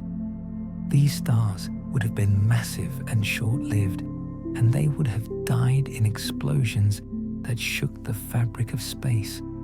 But even these giants might not be enough to explain the blinding luminosity we see in the deep field images. There must be something else hiding in the light that is amplifying the brightness and fooling our careful measurements. We drift closer to these beacons of the dawn and feel the radiation pressure pushing against the dust of time. The light is not just a visual signal, but a physical force that shaped the structure of the early universe. It pushed the gas away and stopped new stars from forming in a process we call cosmic feedback or quenching. But here, the feedback seems to have failed, or perhaps it worked in reverse to trigger even more violent creation.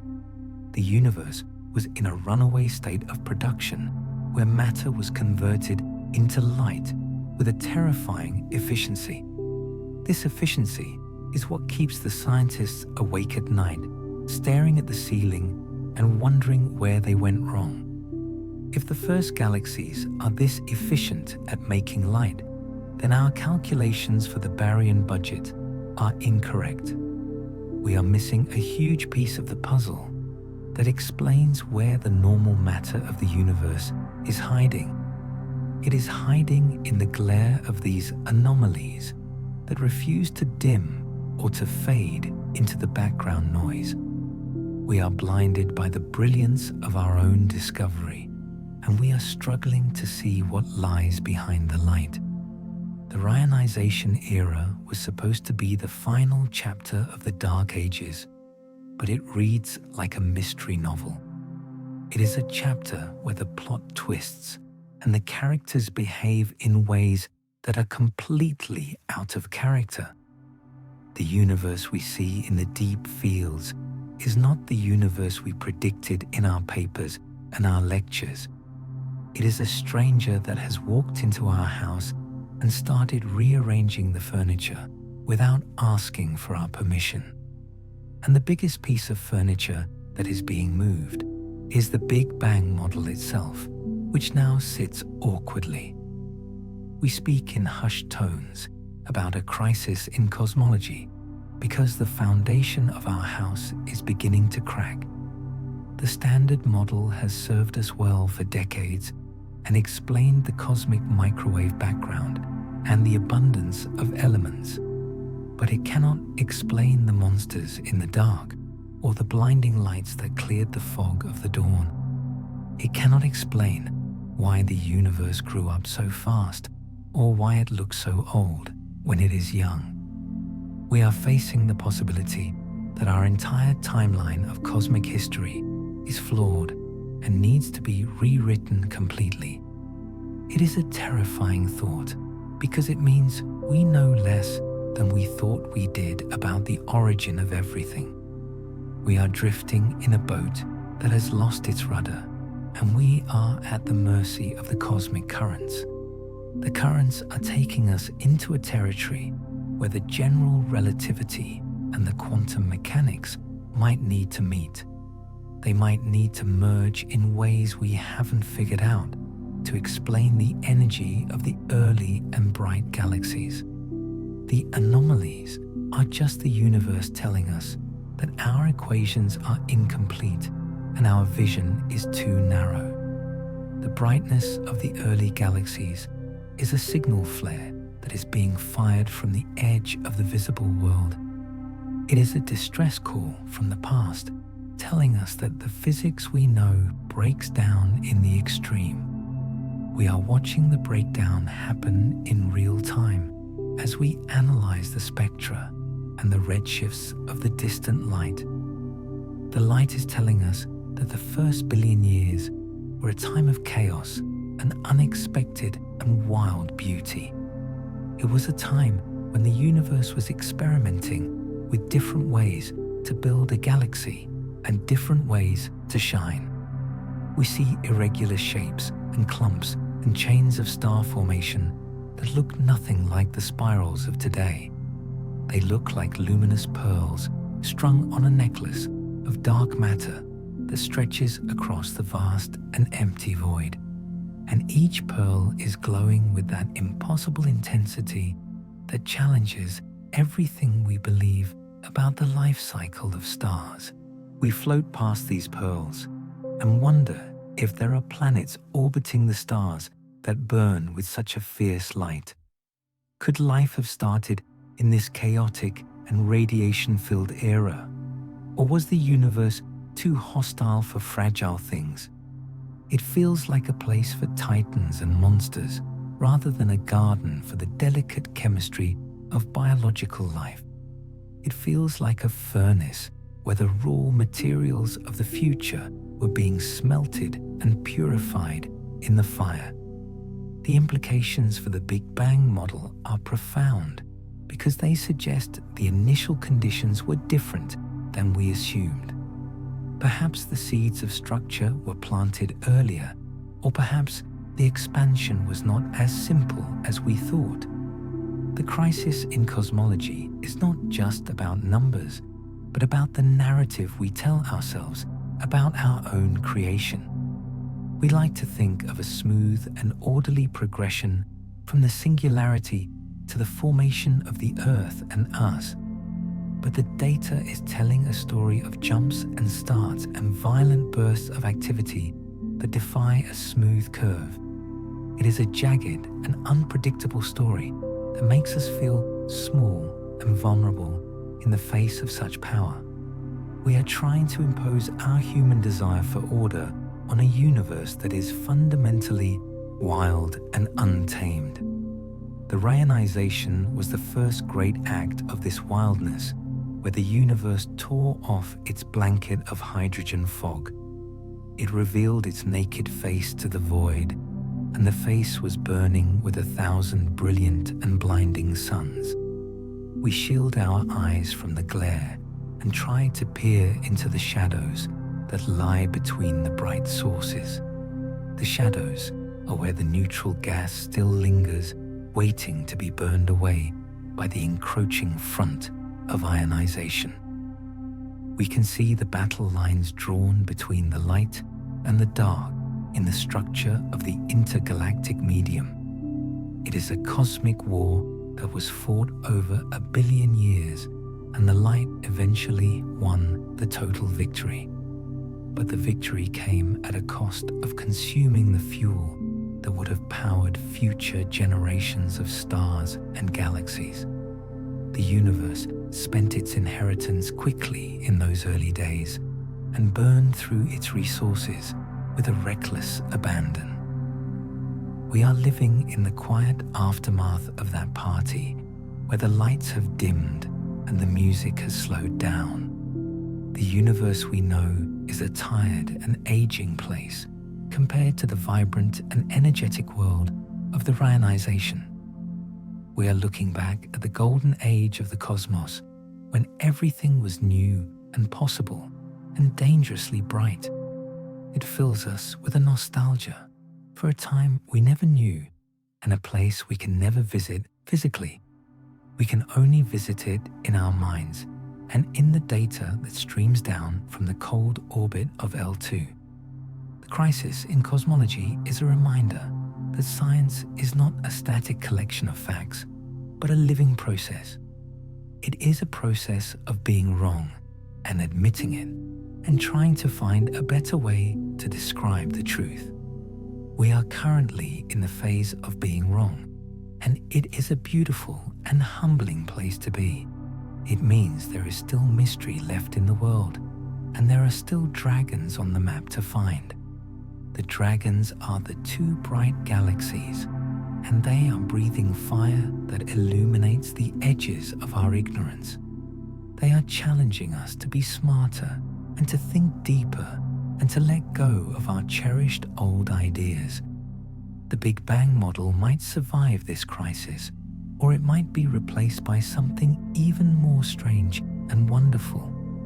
We must be willing to let it go if the evidence demands it, because the universe owes us nothing. It does not owe us a simple explanation or a theory that fits on a t-shirt or a comforting bedtime story. It only offers us the raw and unfiltered reality of its existence, which is complex and messy and overwhelmingly vast. We drift through the mess and the complexity and find a strange kind of peace in the confusion of the data. The peace comes from knowing that the universe is bigger than our minds and richer than our wildest imagination.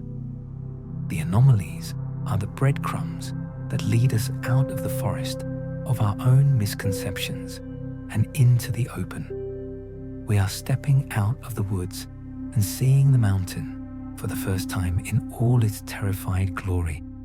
The mountain of the reionization era stands tall and jagged against the black sky of the ancient past. It is covered in the snow of radiation and the ice of cooling gas and the fire of active galactic nuclei. We are climbers standing at the base of this mountain, looking up at the summit that is hidden in clouds. We do not know if we can climb it or if we will perish on the slopes trying to reach the top. But we must try, because the view from the summit promises to show us the very beginning of all things.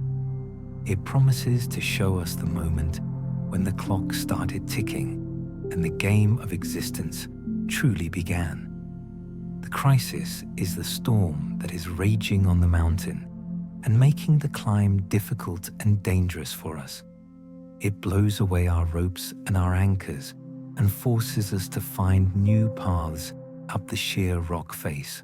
But the storm also clears the air and reveals glimpses of the path that we missed in the calm weather. We see that the path is not a straight line, but a winding and treacherous route through the unknown. We follow the winding path deeper into the history of the universe, where the light becomes a physical weight. We can feel the photons hitting us like rain in a storm that has been raging for 13 billion years. Each photon carries a message from a star that died long before the Earth was even a cloud of dust. The message is written in the language of quantum mechanics, and we are slowly learning to translate it.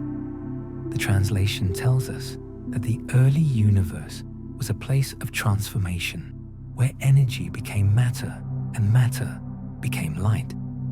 It was a fluid and dynamic reality where the definitions of things were not yet set in stone.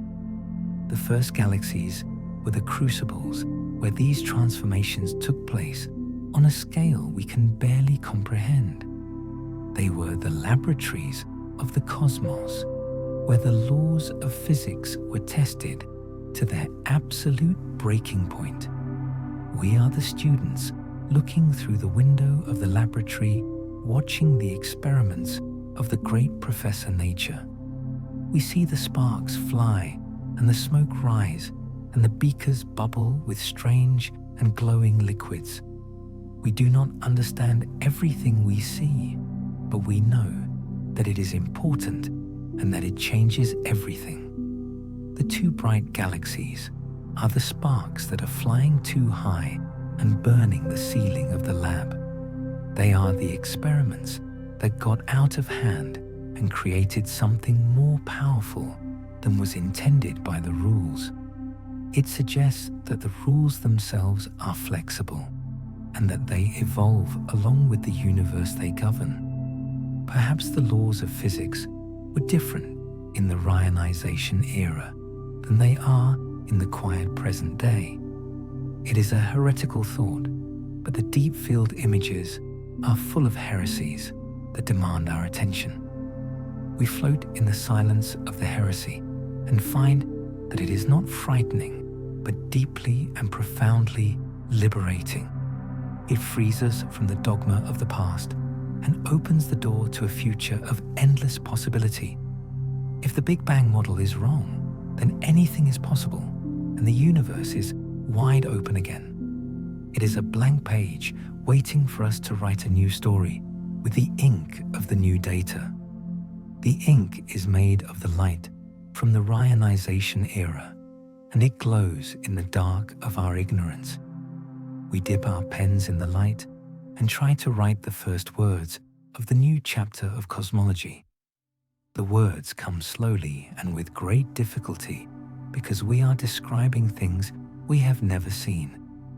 We are describing a universe that is crowded with impossible things and shining with an impossible light.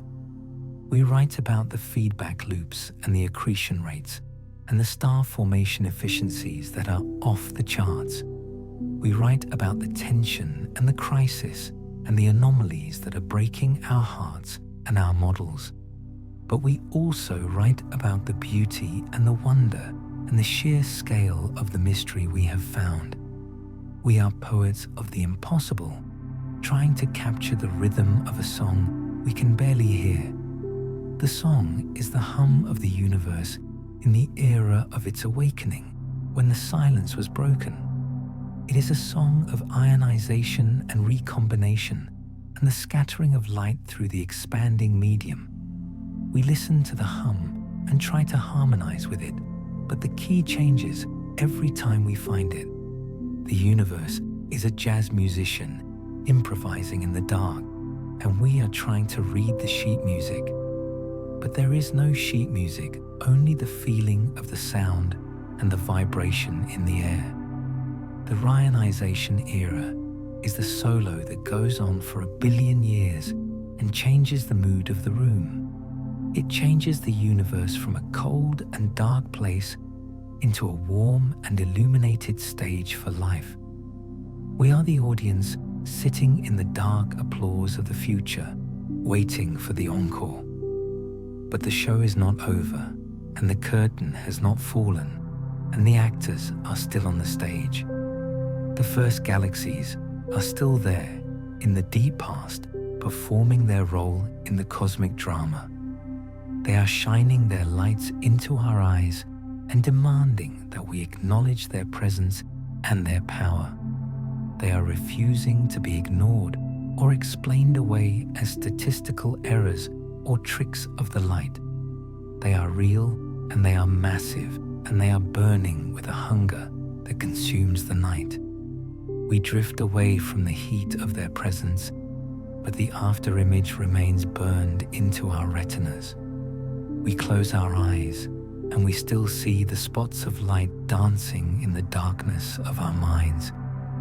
They are the ghosts of the dawn that haunt us and push us to keep looking deeper. We must look deeper because the answer is not in the light, but in the darkness behind it. The crisis in cosmology will not be solved by looking at the bright objects alone. It will be solved by looking at the shadows they cast and the empty spaces they leave behind. The secrets are hidden in the voids and the gaps where the light has not yet reached. We need to see what is hiding in the dark matter that connects the bright pearls of the galaxies.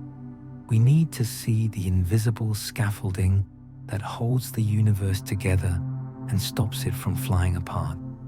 The reionization era is just the paint on the surface of the painting, and we need to see the canvas. The canvas is the fabric of space-time itself, which might be wrinkled and torn in ways we cannot see.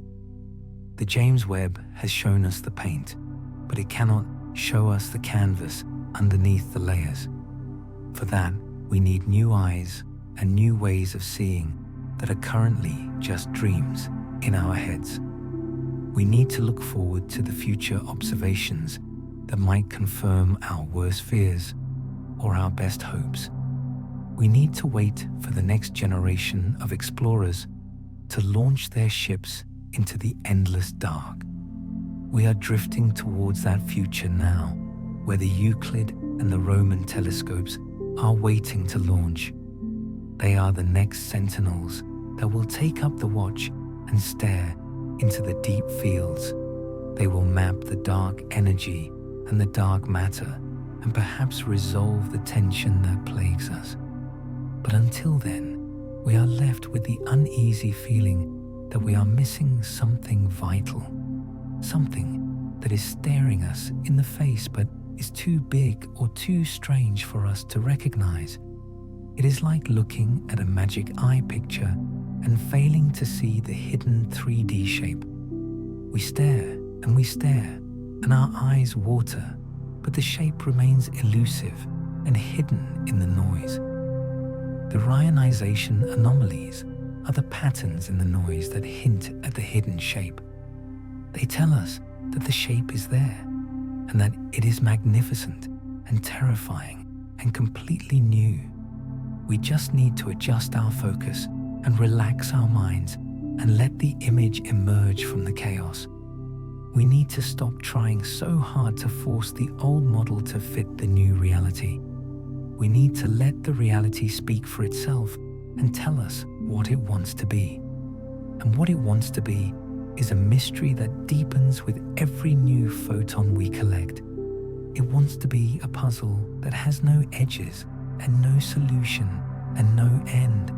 It wants to be a journey that we take for the sake of the traveling and not the arriving.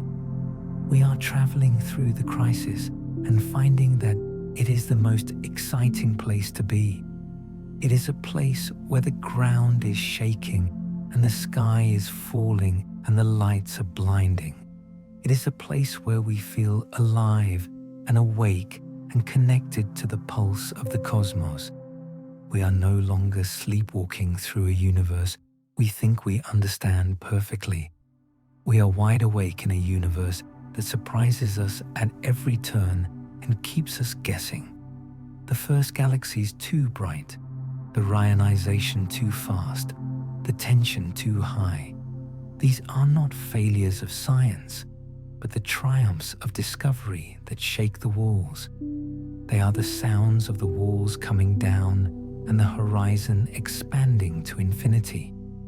We are standing in the rubble of the old model and looking out at the new landscape. It is a landscape that is alien and familiar at the same time, and it beckons us.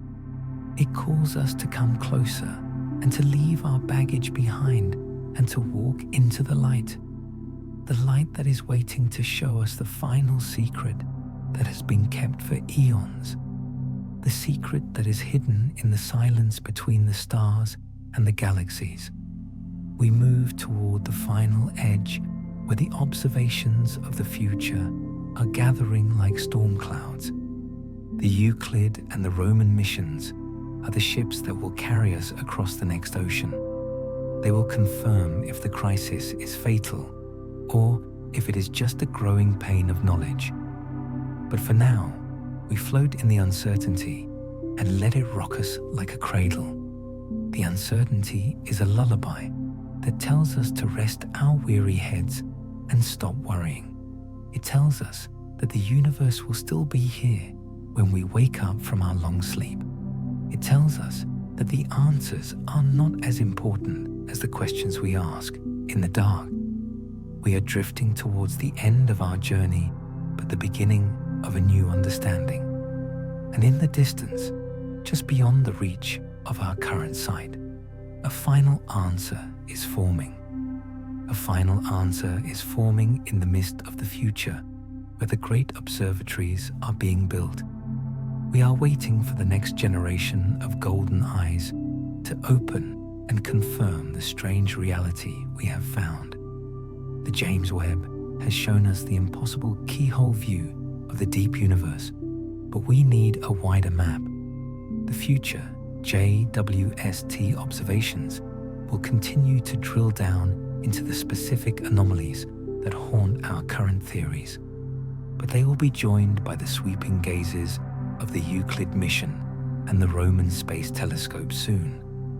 These new sentinels will scan the heavens, not for the details of individual lights, but for the shape of shadows.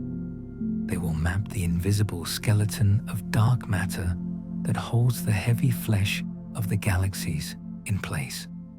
They will measure the expansion history of the cosmos with a precision that will finally silence our trembling doubts. We wait for the Euclid Roman confirmation to tell us if the crisis in cosmology is real or an illusion. It is a waiting game played on the scale of decades while the universe continues its slow and steady breathing. We are patient because we know that the truth is a shy creature that does not reveal itself easily. It hides in the vast statistics of billions of galaxies scattered across the lonely and expanding void of time. The Roman telescope will catalogue these billions of worlds and build a census of the population of the dark. It will tell us if the little red dots are rare monsters, or if they are the common ancestors. It will tell us if the overmassive galaxies are flukes of the light or the standard rulers of the dawn. The sheer scale of the data they will collect is enough to drown the mind in a sea of numbers. But we are not here for the numbers. We are here for the feeling of the shape of the cosmos. We want to know if the universe is curved or flat, or if it is shaped like a saddle. We want to know if the dark energy is a constant force or if it changes with the seasons. The future is a landscape of discovery that stretches out before us like a dark and unexplored continent. We are standing on the shore, watching the ships prepare to leave the harbor for the long journey ahead. The sails are catching the wind of curiosity, and the anchors are being lifted from the mud of ignorance. We are ready to sail into the deeper waters where the monsters are even bigger and the mysteries are deeper. The things that shouldn't exist are waiting for us out there in the deep water of the cosmic ocean. They are waiting to be found and categorized and understood by the small minds that have dared to look up. But as we wait for the data to arrive, we can let our imaginations drift ahead of the slow ships. We can float in the potential of what we might find when the new maps are finally drawn for us. Perhaps we will find that the universe is infinite and that it repeats itself in endless cycles of time. Perhaps we will find that our bubble of reality is just one of many bubbles floating in a foam. The thought is dizzying, and it makes us want to close our eyes and simply float in the void. It is too big for us to hold in our hands, so we must let it hold us instead. We surrender to the vastness and let the questions wash over us like the gentle waves of a tide. The science fades into the background and becomes a soft hum of wonder that accompanies our slow drift. We are no longer anxious about the tension or the crisis or the anomalies that break the standard models. We are at peace with the fact that the universe is stranger than we are capable of fully understanding. It is a peace that comes from acceptance and from the realization that we are part of the mystery ourselves. We are the universe trying to figure itself out and enjoying the confusion of the long and winding process. The lights of the galaxies are beautiful regardless of how old they are or how fast they were born. The black holes are majestic in their hunger regardless of how they managed to grow so big so fast. We can appreciate the art without needing to know the biography of the artist or the technique used. We can simply stand in the gallery of the night and let the beauty soak into our weary bones. The gallery is closing now, and the lights are beginning to dim one by one in the great halls. The era of frantic discovery is slowing down into a rhythm of quiet contemplation and deep rest. We have looked deep into the space, and we have seen the shocking things that wait in the dark. We have seen the monsters and the miracles and the ghosts of the dawn that haunt the sky. And now it is time to let them rest and to let ourselves rest along with them in silence. The journey has been long, and we have traveled billions of years back into the memory of the world.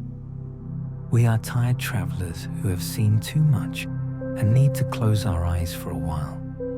The universe is a good place to sleep because it is quiet, and it is dark, and it is empty. There is plenty of room for us to stretch out and float in the spaces between the stars. The gravity of the Earth is far away, and the weight of our bodies is lifted from us.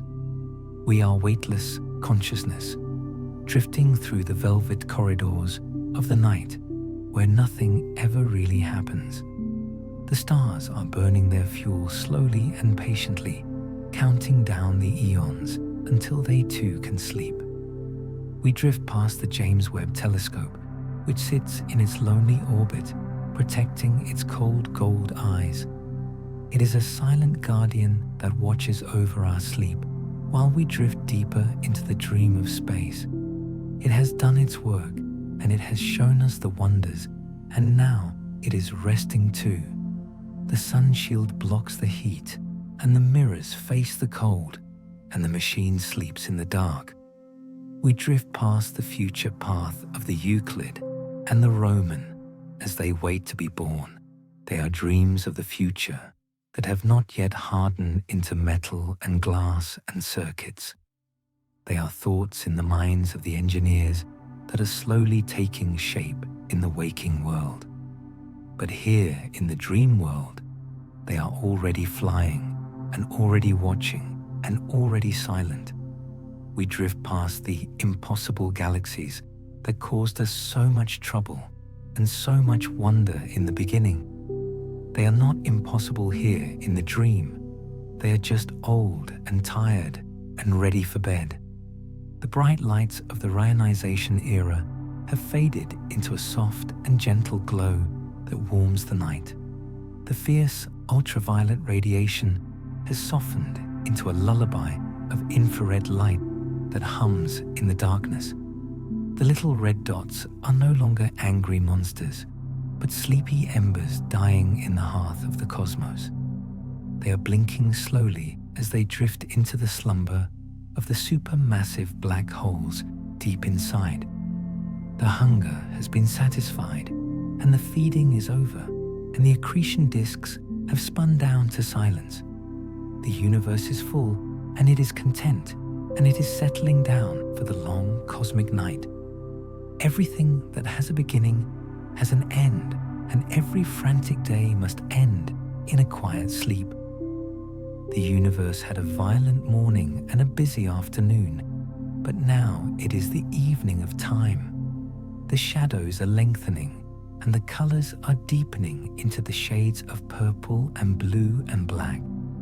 We are walking into the shadows and finding that they are soft and welcoming and full of peace.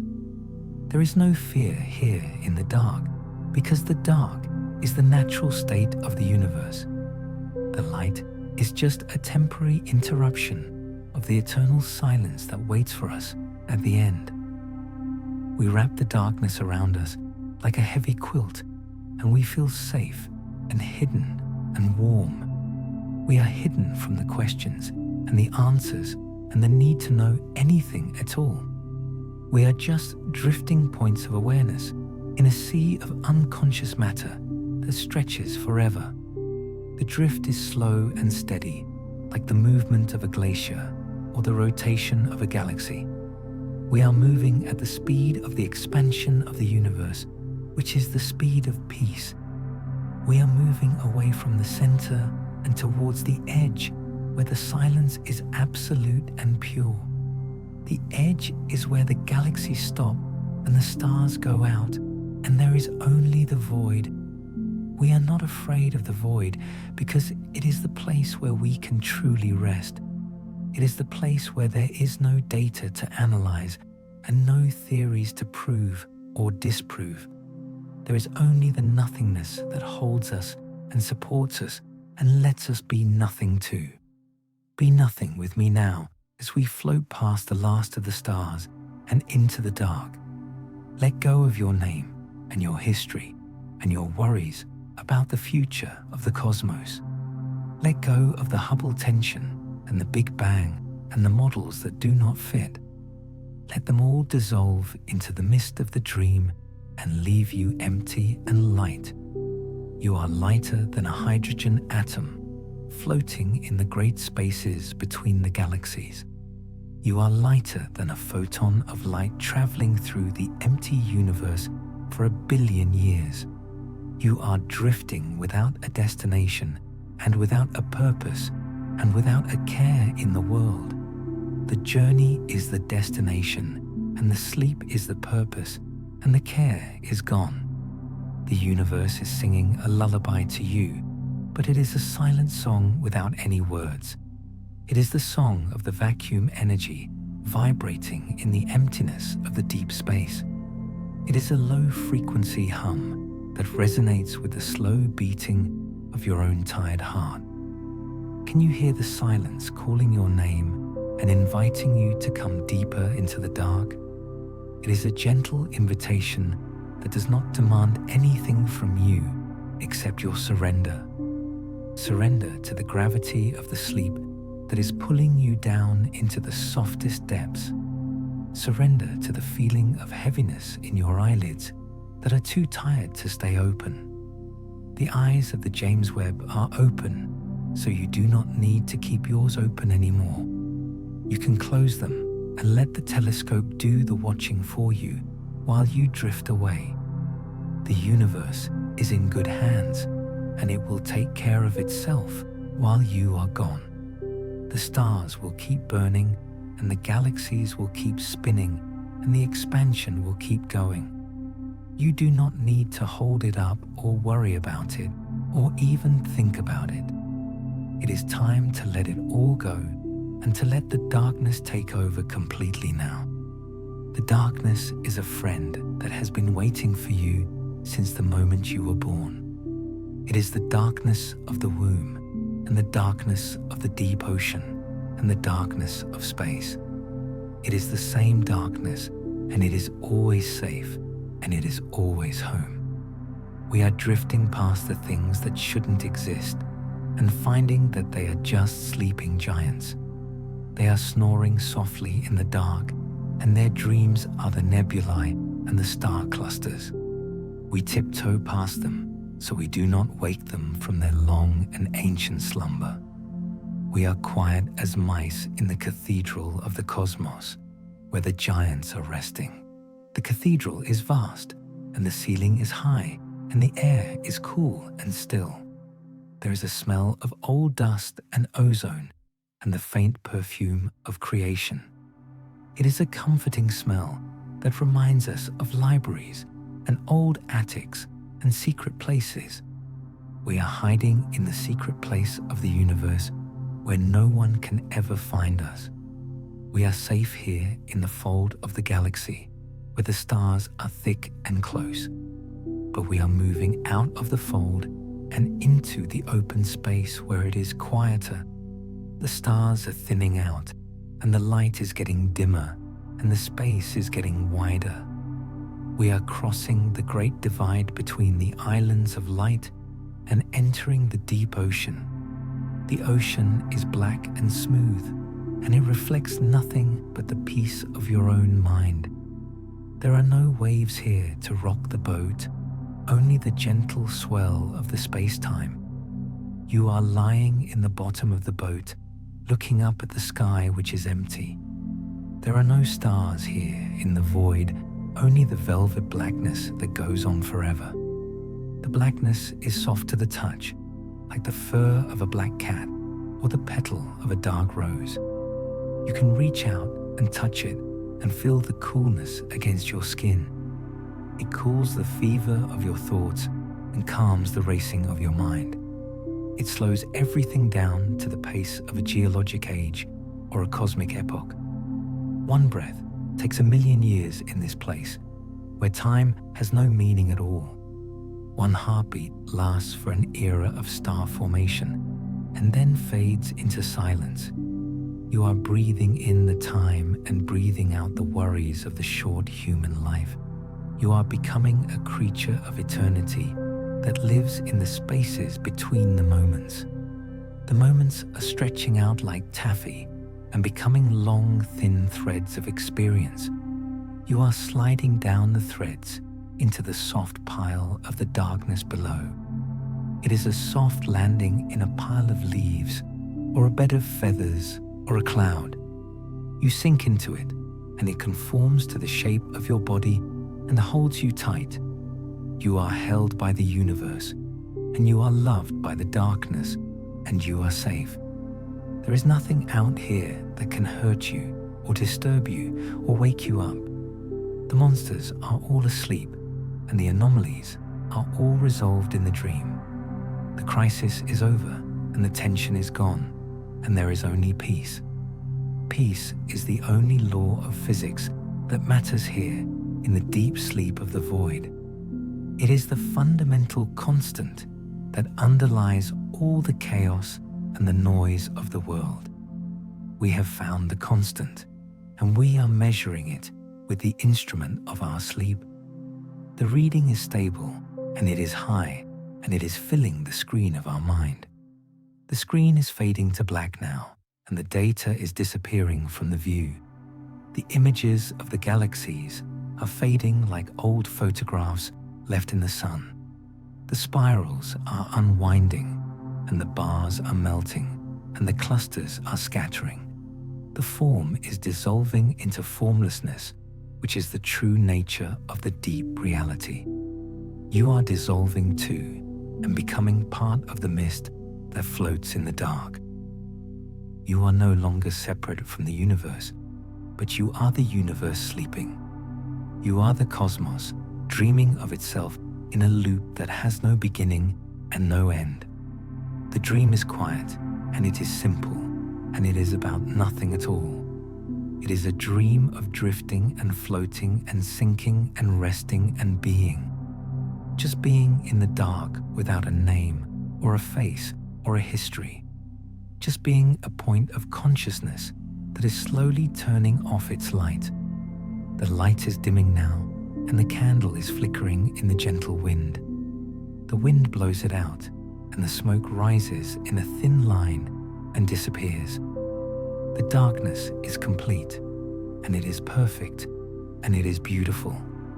It is the most beautiful thing you have ever seen because it is the end of the documentary, and the end of the journey, and the end of the day.